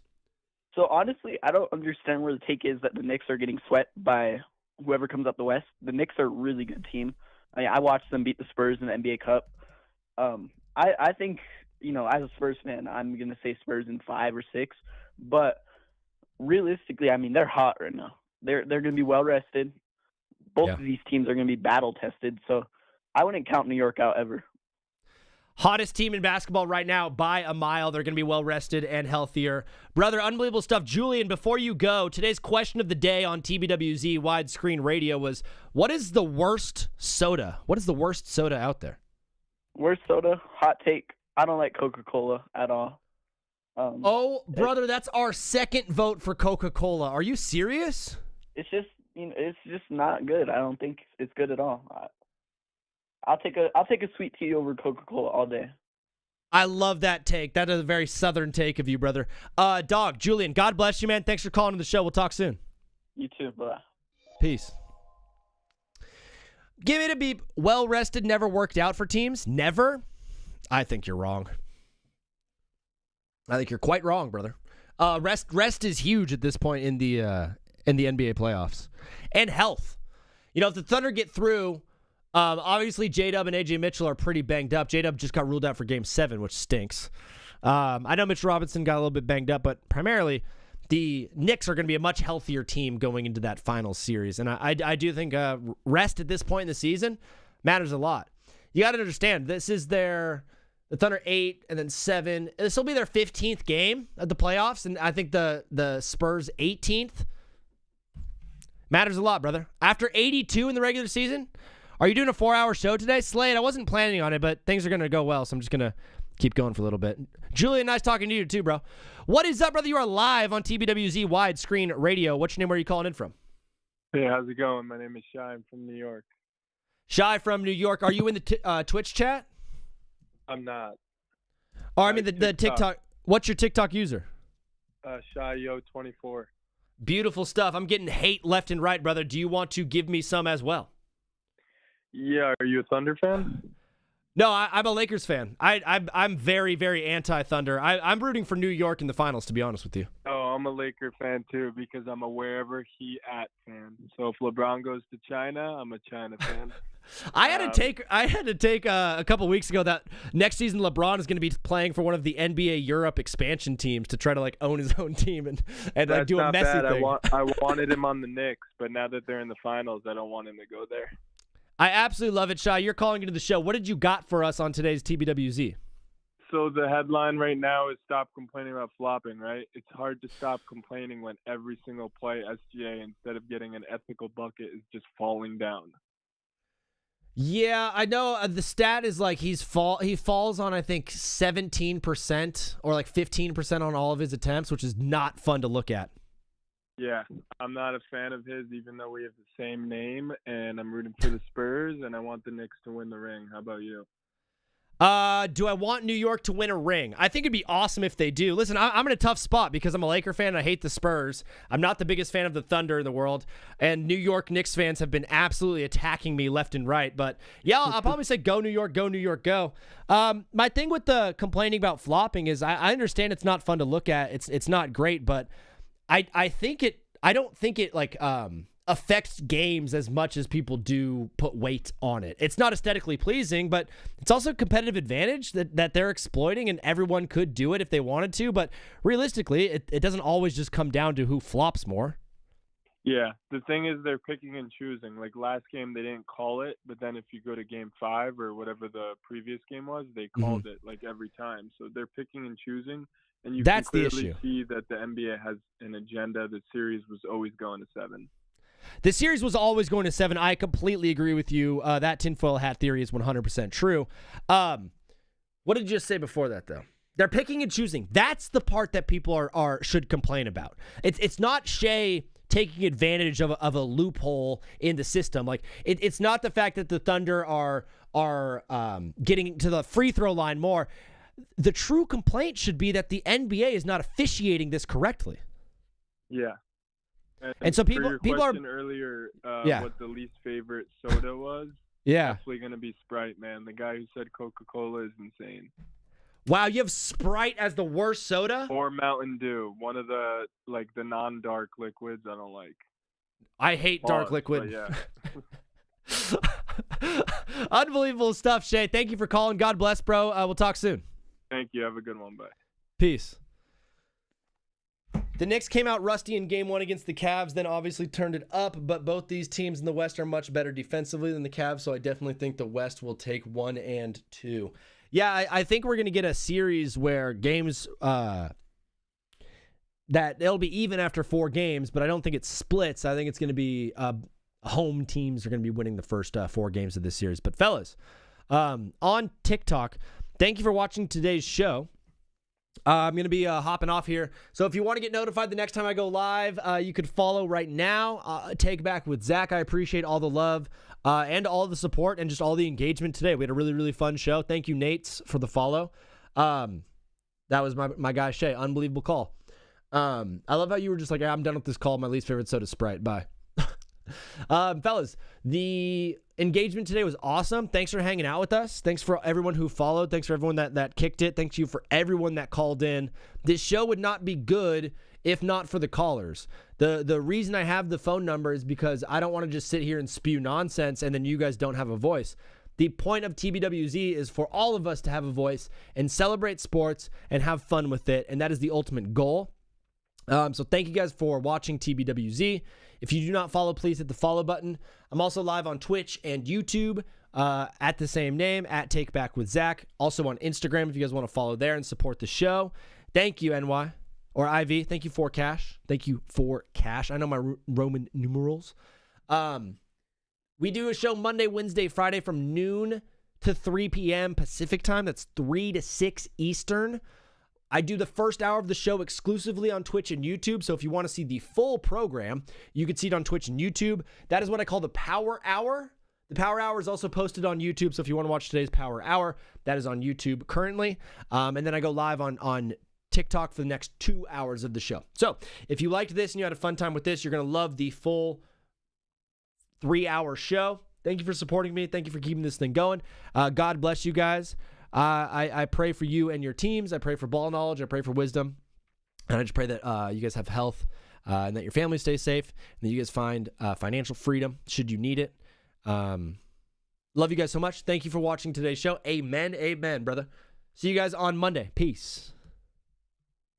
Oh my gosh. Slade.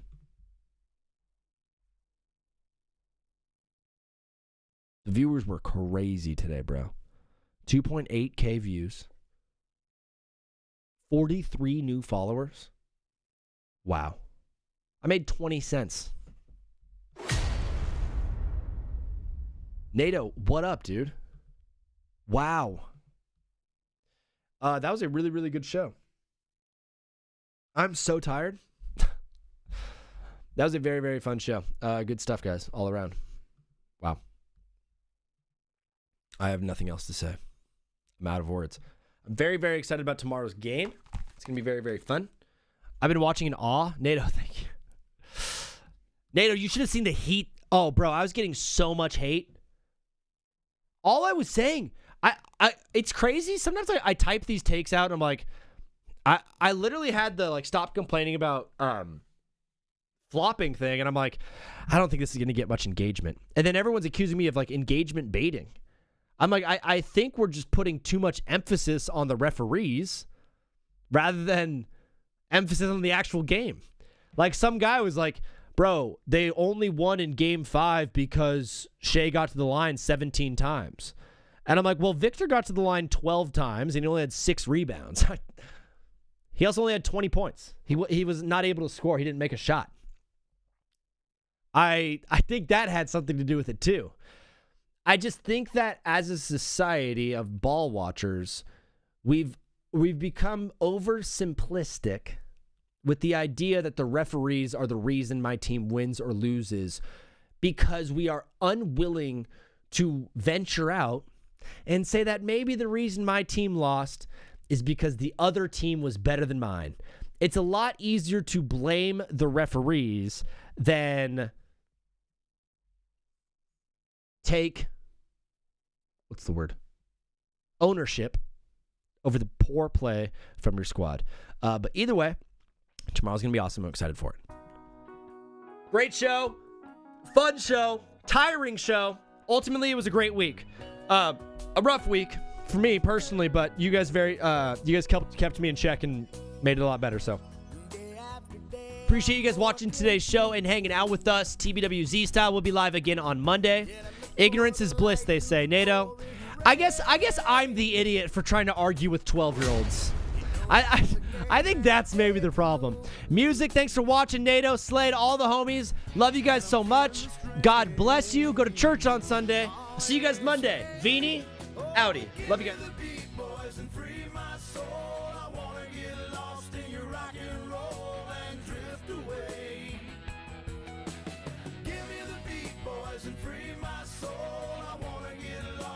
rock and roll.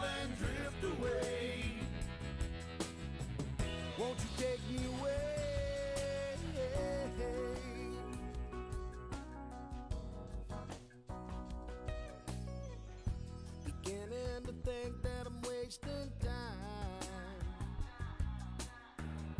I don't understand the things I do. The world outside looks so unkind, and I'm counting on you. You can carry me through. Oh, give me the beat, boys, and free my soul. I wanna get lost in your rock and roll and drift away. Give me the beat, boys, and free my soul. I wanna get lost in your rock and roll and drift away. Won't you take me away?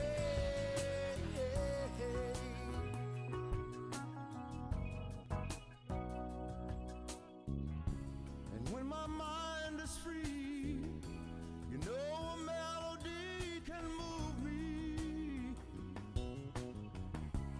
When I'm feeling blue, the guitar's coming through to soothe me. Thanks for the joy that you're giving me. The joy that you're giving me. I want you to know that I believe in your song. Rhythm and rhyme and harmony. You help me along. Oh, you're making me strong.